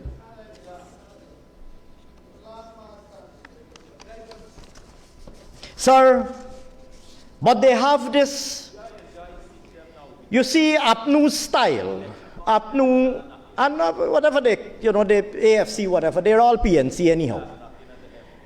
They're all PNC anyhow. Sir, the PNC style, whether, like I said, there's a subset, AFC is really a subset of the PNC. So they have this style of coming here with a lot of fancy talk, right, or going out there on social media with a lot of fancy talk, thinking that they can fool the Guyanese people. So, for example, Mr. Speaker, I presented this budget, if I'm not, I think it was January 17th. I presented this budget on January 17th, 2025. Mr. Speaker, 1 week before that, just after or shortly after, I announced, a few days after I believe I announced the budget date, the leader of that PNC faction that calls itself the AFC, the leader, Mr. Nigel Hughes, and I'm quoting here from him, in a social media post dated January 10th, 8:51 p.m., having heard that we'll be presenting the budget, he made a social media post. Was it AI written? Well, I don't know if it was AI written. I haven't put it in the AI machine to see if it, to back out if it's 87 or 97 or 100% AI written. But you could put it in the machine to see. So he writes, you know, they have this air of intellectual superiority. So here what he writes. Some of the AFC's proposals for the 2025 budget. The budget must be located within the following fiscal rule, which should be enshrined in legislation. Full stop. Oh, I thought you were supposed to get a colon. Well, he did not put a colon, but anyhow, full stop. And he then articulates this rule. The non-oil primary deficit as a share of non-oil GDP should expand only by the sum of oil revenues withdrawn from the NRF and foreign borrowing. Let me read that again. I will read it again slowly. The budget must be located within the following fiscal rule, which should be enshrined in legislation. The non-oil primary deficit as a share of non-oil GDP. So the non-oil primary deficit as a share of non-oil GDP should expand, the deficit, the non-oil primary deficit should expand only by the sum of oil revenues withdrawn from the NRF and foreign borrowing. Now, on the surface, a lot of people out there might look at this and say, wow, this man bright bad. This man bright bad, right? Right? It's understandable, right? I mean, this is heavy stuff. This is heavy stuff, right? I mean, I don't claim to have gone too far in high school, right? So this is heavy stuff. This is heavy stuff. Right? So anybody reading this, the innocent bystander reading this might think, wow, this man bright bad, you know, this is the man to lead Guyana. Bright. Sir, let me don't come to any of he MPs. I am challenging him to explain this publicly. I am challenging him to explain, not by doing a PowerPoint slide that he can get one of the geniuses within APNU to do and then post it on Facebook. I am challenging him to go with an unwritten script, unprompted, to go on any camera without a script in front of him or in front of any live crowd and explain what he's saying there. But sir, having read this, I said, man, wonder we me. I struggle to understand it.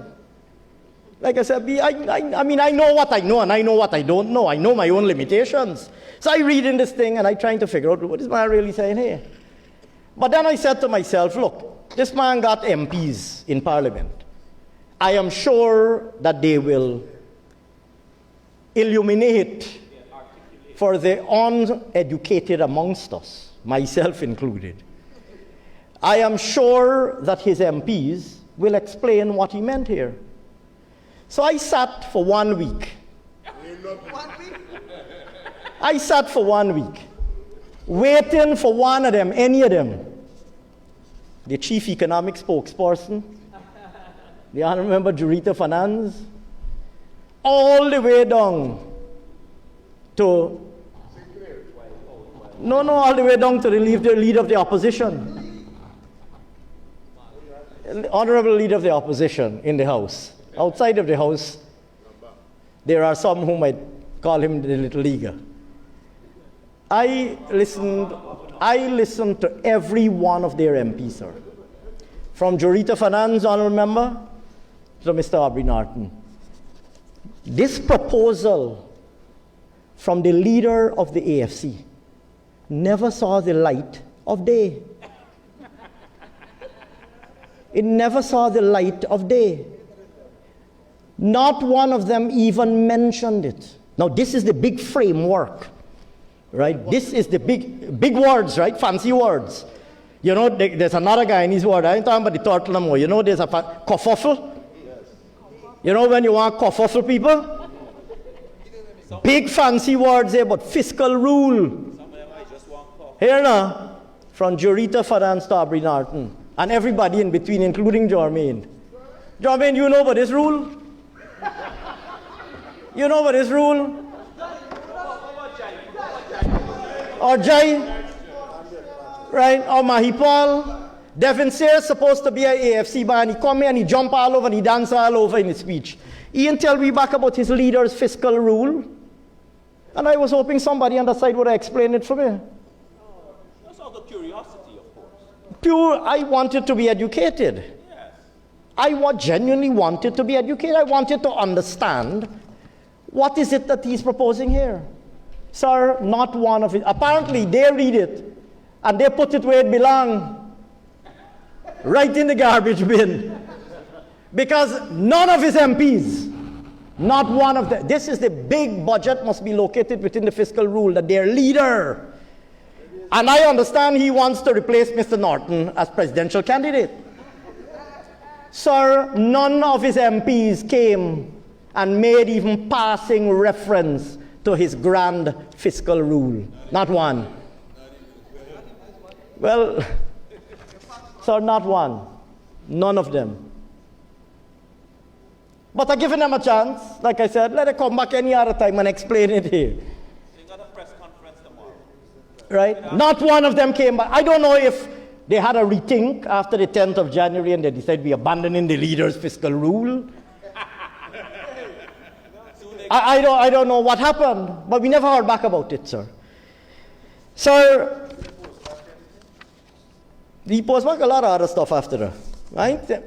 He posted back some Venn diagrams, some chart. They had a big chart. And here the big pronouncement in this big chart. He gets somebody for draw a diagram and he posts this diagram on Facebook. Here the big pronouncement. Oil GDP plus non-oil GDP equals overall GDP.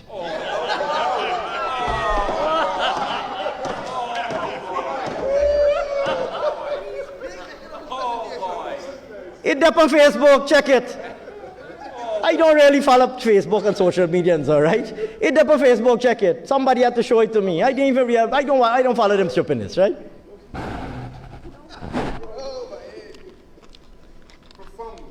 Profound. Fancy words. You think to yourself, man, these are the intelligentsia, you know. These are the intellectual sophisticates. In Guyana, when they talk, the words, the vocabulary, the accent. You find it? Look, Charles got it. Look, Honorable Minister Ramson has the diagram. Yes. You have the diagram there. You see the big pronouncement? Oil GDP plus non-oil GDP equals overall GDP. I'm going to share it in the group, man. I'll share it with the speaker too. Sir, when they speak with the big words and the fancy accent, you think to yourself, man, these people bright bad. You think to yourself, these people bright bad. This time, guess what? It's a load of malarkey. A load of malarkey. Sir,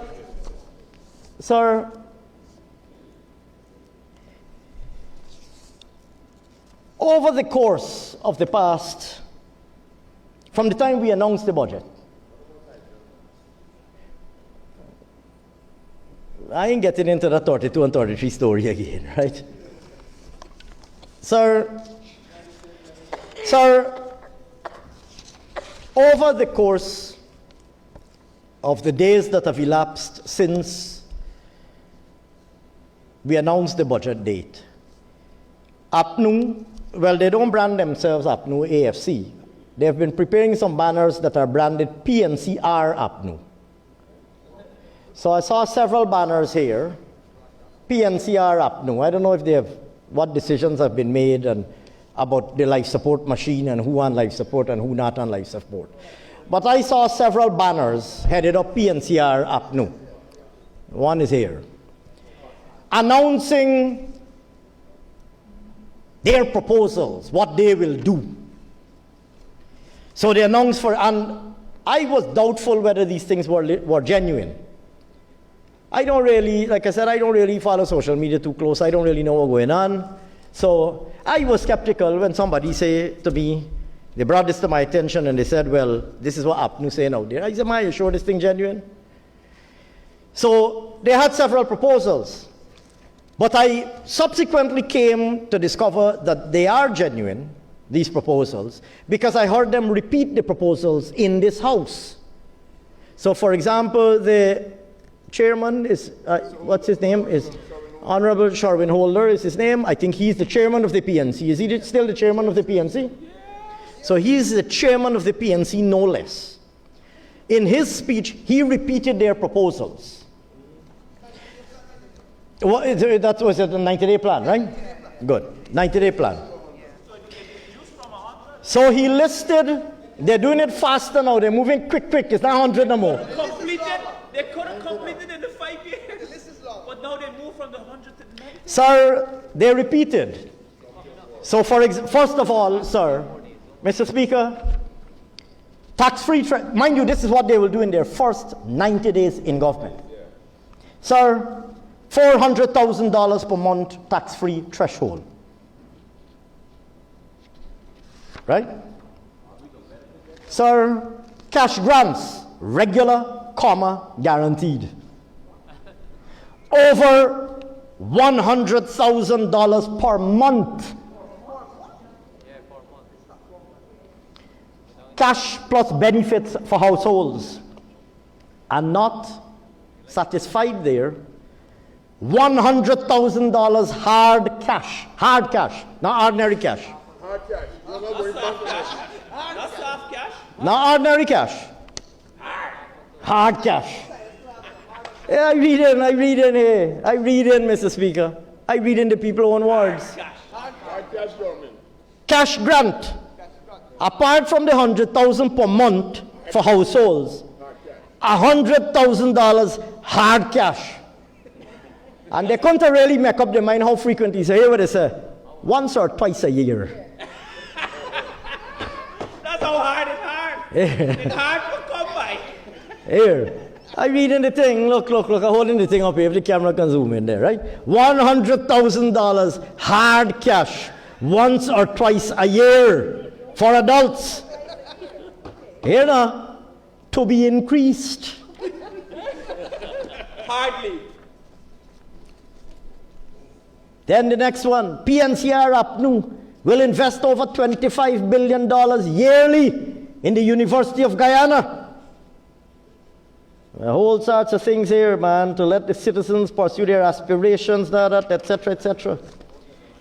Student stipend, $50,000 per month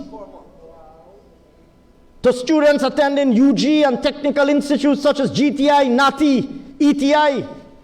This stipend is intended to raise student attendance and motivation. Sir, free university and tertiary education for all. Apparently not noticing that we have already done that. Plus $50,000 stipend per month. Sir, subsidies for water and electricity. It sounds familiar? Subsidies for electricity and water. Free electricity up to $10,000 a month. Free water. The same jokers that put VAT on electricity and water couple years ago, coming back now, thinking that the Guyanese people stupid, coming back now for tell you, we're giving it to you free now. Free electricity up to $10,000 per month and free water up to $5,000 per month. And then they slip in a piece there. Cheap cooking gas. It's here. It's here. Cheap cooking gas. I read in, right? Old age pension. Cheap as in quality is cheap. You know. You know what they're saying, and I selling it just how I buy it. I read in what the people write. Old age pension. $100,000 per month in our first year in office. Remember last time they promised to double it immediately? Yes. In our first year in office, $100,000 per month. Same trick, that's bigger. You're right, same trick but bigger. Coming back to the trick though. Salary increase up to 35% in our first year in office. Man, they're on a roll. They're on a roll. Well, hear this thing, right? Mr. Speaker, we have more than 100% mobile telephone penetration in Guyana. We got more mobile phone subscribers in Guyana than we do people, because a lot of people have 2 cell phones, right? So if you take all the telephone companies together, we have more mobile phones out there than we have people. A lot of people got 2, like I said. So and most of these phones are smartphones. Most of these phones can add and subtract. They got calculator on it, right?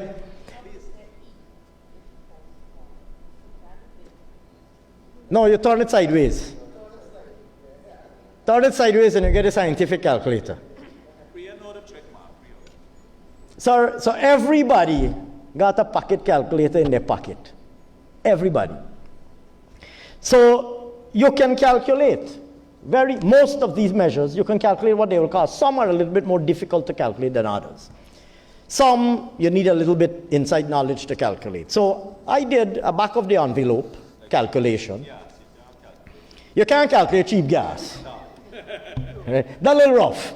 I can't calculate it. But I did a back of the envelope calculation that I want, Mr. Speaker, to take the Guyanese people, because there are a lot of people who at one point or another will be watching this.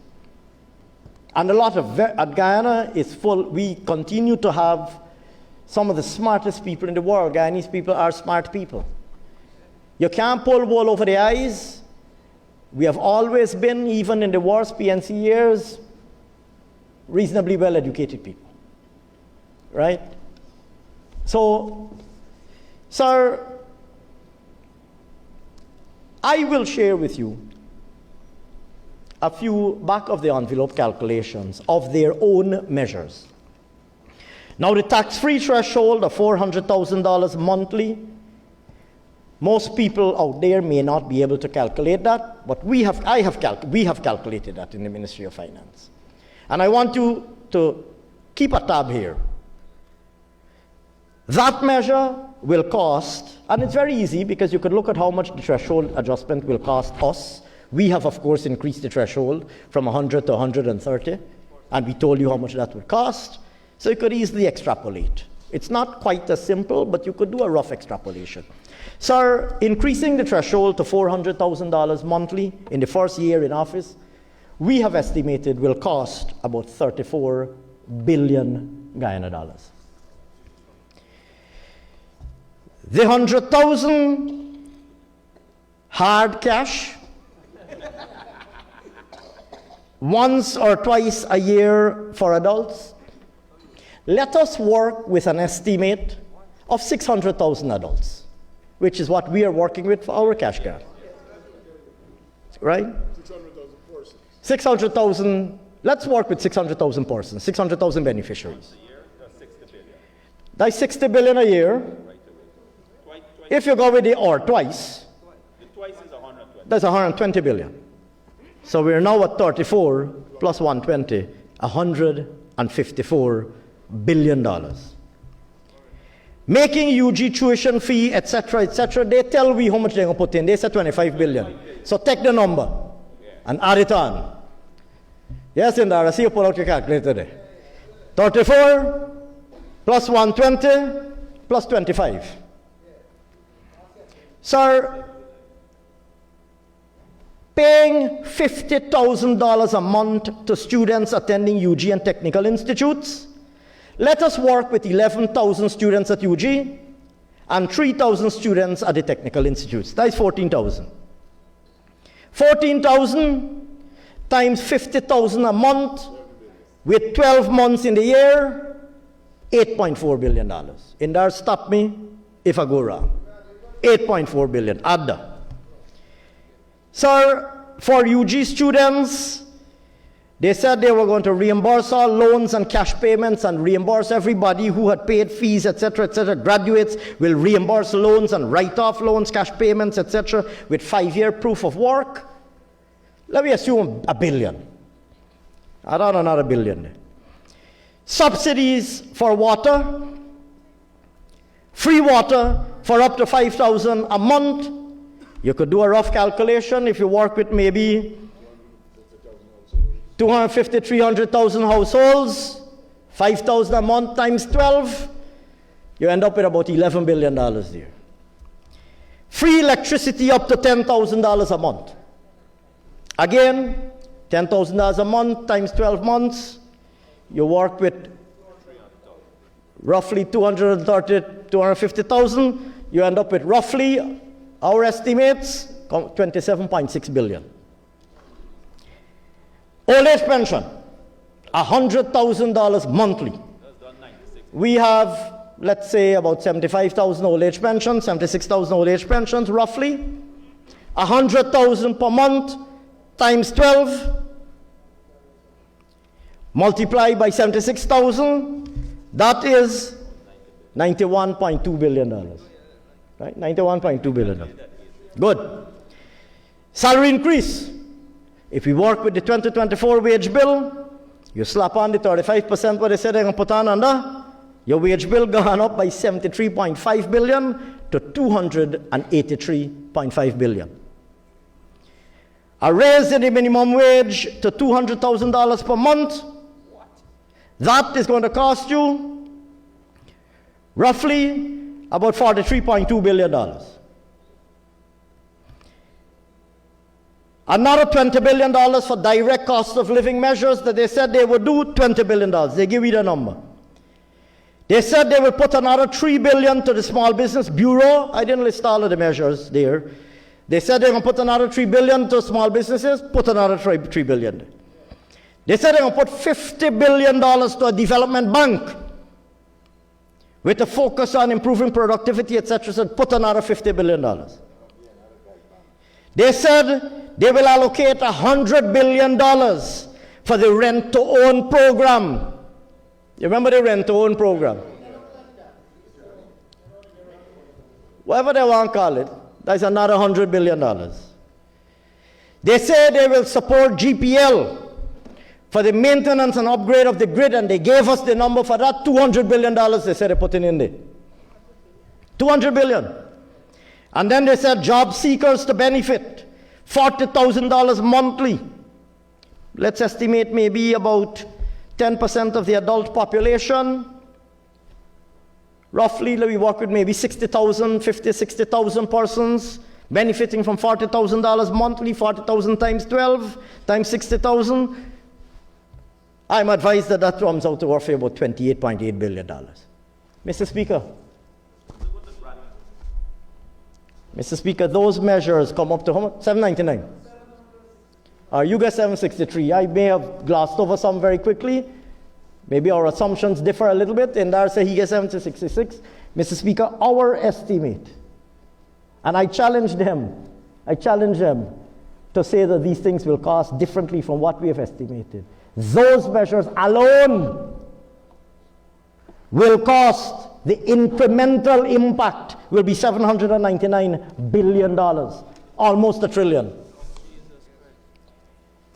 The fictitious, fictional, imaginary measures that they have announced, the whimsical and fanciful dream that they've been painting,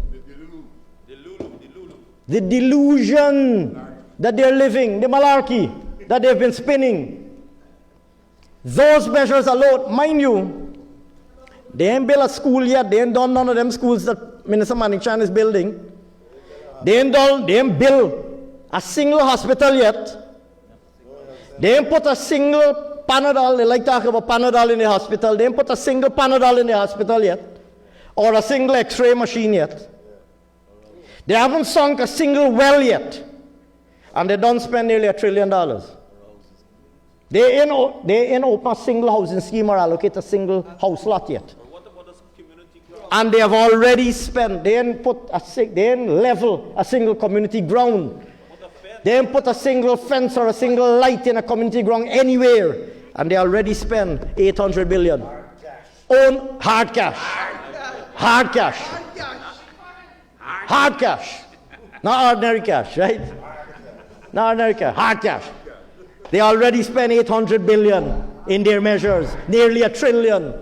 Nearly $1 trillion. Over 800 billion. Nearly $1 trillion. And anybody at home, don't take my numbers. I don't want you to take my numbers. I want you to go and see what they promise you and pull out your pocket calculator and calculate it for yourself. Calculate it for yourself. These things that they are promising you alone will cost nearly $1 trillion. Mind you, that is the whole budget, correct? Correct, Honorable Member Suresh Singh. And like I said, that is before a single bottle of Panadol or vial of Panadol buy. That's before any drugs and medical supplies for our hospitals, much less any hospitals, any police station, any school, any ground. That is before any shelter for vulnerable people. Any road, any bridge. Any road, any bridge. I ain't talking about no cash grant. That's before. Oh yes, I didn't come because we care. That's before $1 trillion done. Jermaine, Honorable Member, when you go home, you calculate these numbers yourself and ask yourself if your leaders are not setting you up to look stupid. Ask yourself if your leaders are not setting you up to look stupid. The reality, Mr. Speaker, is that they hold the Guyanese people in grave contempt. They hold the Guyanese people in contempt. They believe up to now, they believe that they can come and spin any yarn. They can spin any tale. They can tell any story. They can make any promise. And they believe you will believe it. The Guyanese people believe it and go and vote for them. But guess what? They may have been able to pull that off in 2015 because there was a whole generation of Guyanese people who had forgotten them from their pre-1992 ways, but they gave the Guyanese people a very timely reminder of their true nature. So today's generation, all of whom have their pocket calculators in their pockets, all of whom have access to social media, can calculate this stuff for themselves. They can calculate this stuff for themselves, and they know that it's all rubbish. The three-card trick. They know it's all a load of malarkey, and I'm using the word malarkey because I can't use the real word I want to use. I can't use the real word I want to use, Mr. Speaker. It's paying due deference to the authority of your chair, sir. You know I'm always respectful of your chair, as I should. So we have to understand what we're dealing with here. And in Budget 2025, I said it. I said 2025 is an election year. And they will come with all manner of criticisms, almost all of which are completely baseless and unjustifiable. But we listen keenly, because where there are things that they say that we need to correct, we listen. And we correct them. We don't necessarily, out of the 100 things that we do, we perhaps will get 90 right. The other 10 perhaps don't get done as quickly or as well as we would like to. And we fix them. Because that is what a truly listening government does. They have not heard a single word from the Guyanese people since 1992. They still believe it's okay to justify rigging. It's okay to justify, as they came here. What did the Honorable Cathy Hughes came here and said, what is this thing about rigging? There has been no something, a GCOM and something, as though she's living in a parallel universe. This is the Russian. As though she's living in a parallel universe. The Guyanese people saw you trying to steal the election. They saw you trying to steal the election. The world saw you trying to steal the election. And you're coming here. You're coming here and still trying to debate about whether you made an attempt to rig the 2020 elections. Mr. Speaker, we are justifiably proud of what we have delivered to the Guyanese people over the last 5 years. We did not make the biggest promises in 2020. We sat down, we consulted with everybody. There was a massive consultation on the East Bank at Providence there at the big New Thriving room there, with every stakeholder. We sat down with every stakeholder there, brought everybody in the room, said, what would you like from a government? We listened to them. We wrote a manifesto, and we said, if you elect us back into government, this is what we will deliver. And guess what, Mr. Speaker? We have delivered. We have delivered. And we have delivered in advance of time. Whether we look at the schools that we've built, whether we look at the hospitals that we have built and are building, and the health centers and the telemedicine centers, or in the case of the schools, the smart classrooms, whether we look at the wells that we've been drilling and the water distribution systems that we've been installing throughout the hinterland to bring water to communities that never had water, or the more than 30,000 solar panels that we have delivered to communities that are not connected to the grid and are too far away to be connected to the grid, we have delivered. But we are not satisfied, sir. We are not satisfied, because we will continue to deliver. We will continue to outperform every single commitment that we've given. And in our next term of office, we will continue to deliver in every single sector. They jump up and they say, what does the budget have? What does the budget have for the Guyanese? Budget has nothing for the Guyanese people. Sir, every single taxpayer will benefit from the increase in the threshold. And I will repeat, we have doubled the income tax threshold in one term of office, from $65,000 to $130,000 a month. We have doubled the income tax threshold.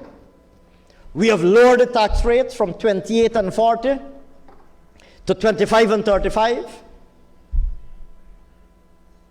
We have given additional deductions in the form of, first of all, the mortgage interest relief, which they vindictively cut. We have doubled it back. We have given additional deductions from your taxable income for medical and life insurance. We have given an additional deduction for the number of children that you have. We have given now an additional deduction if you are working for overtime, and we have given additional deduction for if you have a second job. Incentivizing effort and hard work, not disparaging hard work. Mr. Speaker, anybody who has come from a responsible home would have had their parents instill in them the virtues of hard work. Any responsible leader has an obligation to advocate the virtues of good, honest, hard work. The APNU AFC comes here and disparages honest, hard work. We have incentivized effort and hard work by all of those additional deductions from your taxable income that we've introduced. Every single Guyanese person will benefit, can benefit, and has the potential to benefit from those measures. Every single old age pensioner will benefit from the fact that we have doubled the old age pension from $20,500 to $41,000 a month, a commitment that we gave, a commitment that they gave and failed to deliver, and that we have delivered. And the list goes on. Every single child that is born will see their mother receiving a grant, a baby bonus, as some are calling it, for the first time in the history of our country. Guyanese mothers giving birth to a baby in Guyana will get a baby bonus or a grant of $100,000 for the first time in the history of our country. Never before. Never before. They say the budget has nothing for anybody. Tell that to the young Amerindian boys and girls who will be going to school, brand new schools in Koh Pinang, in Maikobi, in Monkey Mountain, when Honorable Priya Manichan goes there to open those schools. Tell that to those children. Tell that to the children, the patients who will be going to the hospitals. In Keto, in Letem, in Region 1. Tell the people in Barabina, in Botero, Kanzil, Savannah, Blackwater, that the new health posts that they will have, that the budget has nothing for them. Tell all of the people who will benefit from the telemedicine in the previous, the good old glorious, well, the glory days, you didn't even have a health hot there. Today you can go in your health center in the most remote community in Guyana, and telemedicine allows you to be diagnosed by specialists living in Georgetown. They don't understand the value of that because they live in their little cocoon, their little bubble. The glory days, when the Honorable Cathy Hughes talks about the glory days, when she went to school. Removed from reality, removed from the reality of the ordinary Guyanese person. The universal health voucher. And the list goes on. I could keep going on and on.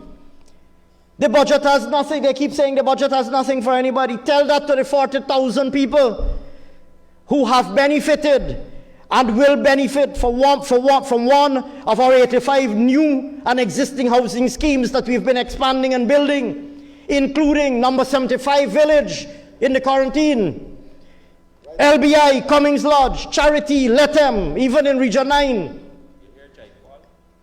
or the 25,000 persons who will be able to get a letter allocating a house lot to them as a result of our ramped-up housing program in 2025. But they come here and say they pretend to understand and be able to relate to the Guyanese population. It's easy for the likes of the frontbenchers of the AP and UAFC. Lots for themselves. That's correct. They were only interested in collecting house lots for themselves. 22 out of 32 collect. That's correct. For themselves. We will ensure that another 25,000 people get their allocation letters in 2025. Honorable Figueira, you understand why you are sitting on that side of the house? Not only did they abandon the Guyanese people, they have abandoned you today. You and young Jai Prasad, honorable member. The sports. 5 stadiums. The 5 stadiums, the special training programs that we'll have, the coaches, etc., that we will have, that we'll be bringing. The hard surfaces that we'll be building for people to play basketball in every single community. School. The coaches that we'll be putting in those communities, they don't understand the value, sir, of those things. They don't understand. The multi-purpose centers that we're building, that young people will go and practice their sports and be able to achieve. Some will just get fit. Some will achieve competitive level. And who knows, some may even become international stars as a result of these investments that we're making. They don't understand, sir. They don't understand, sir, the AP and UAF, the value of those things.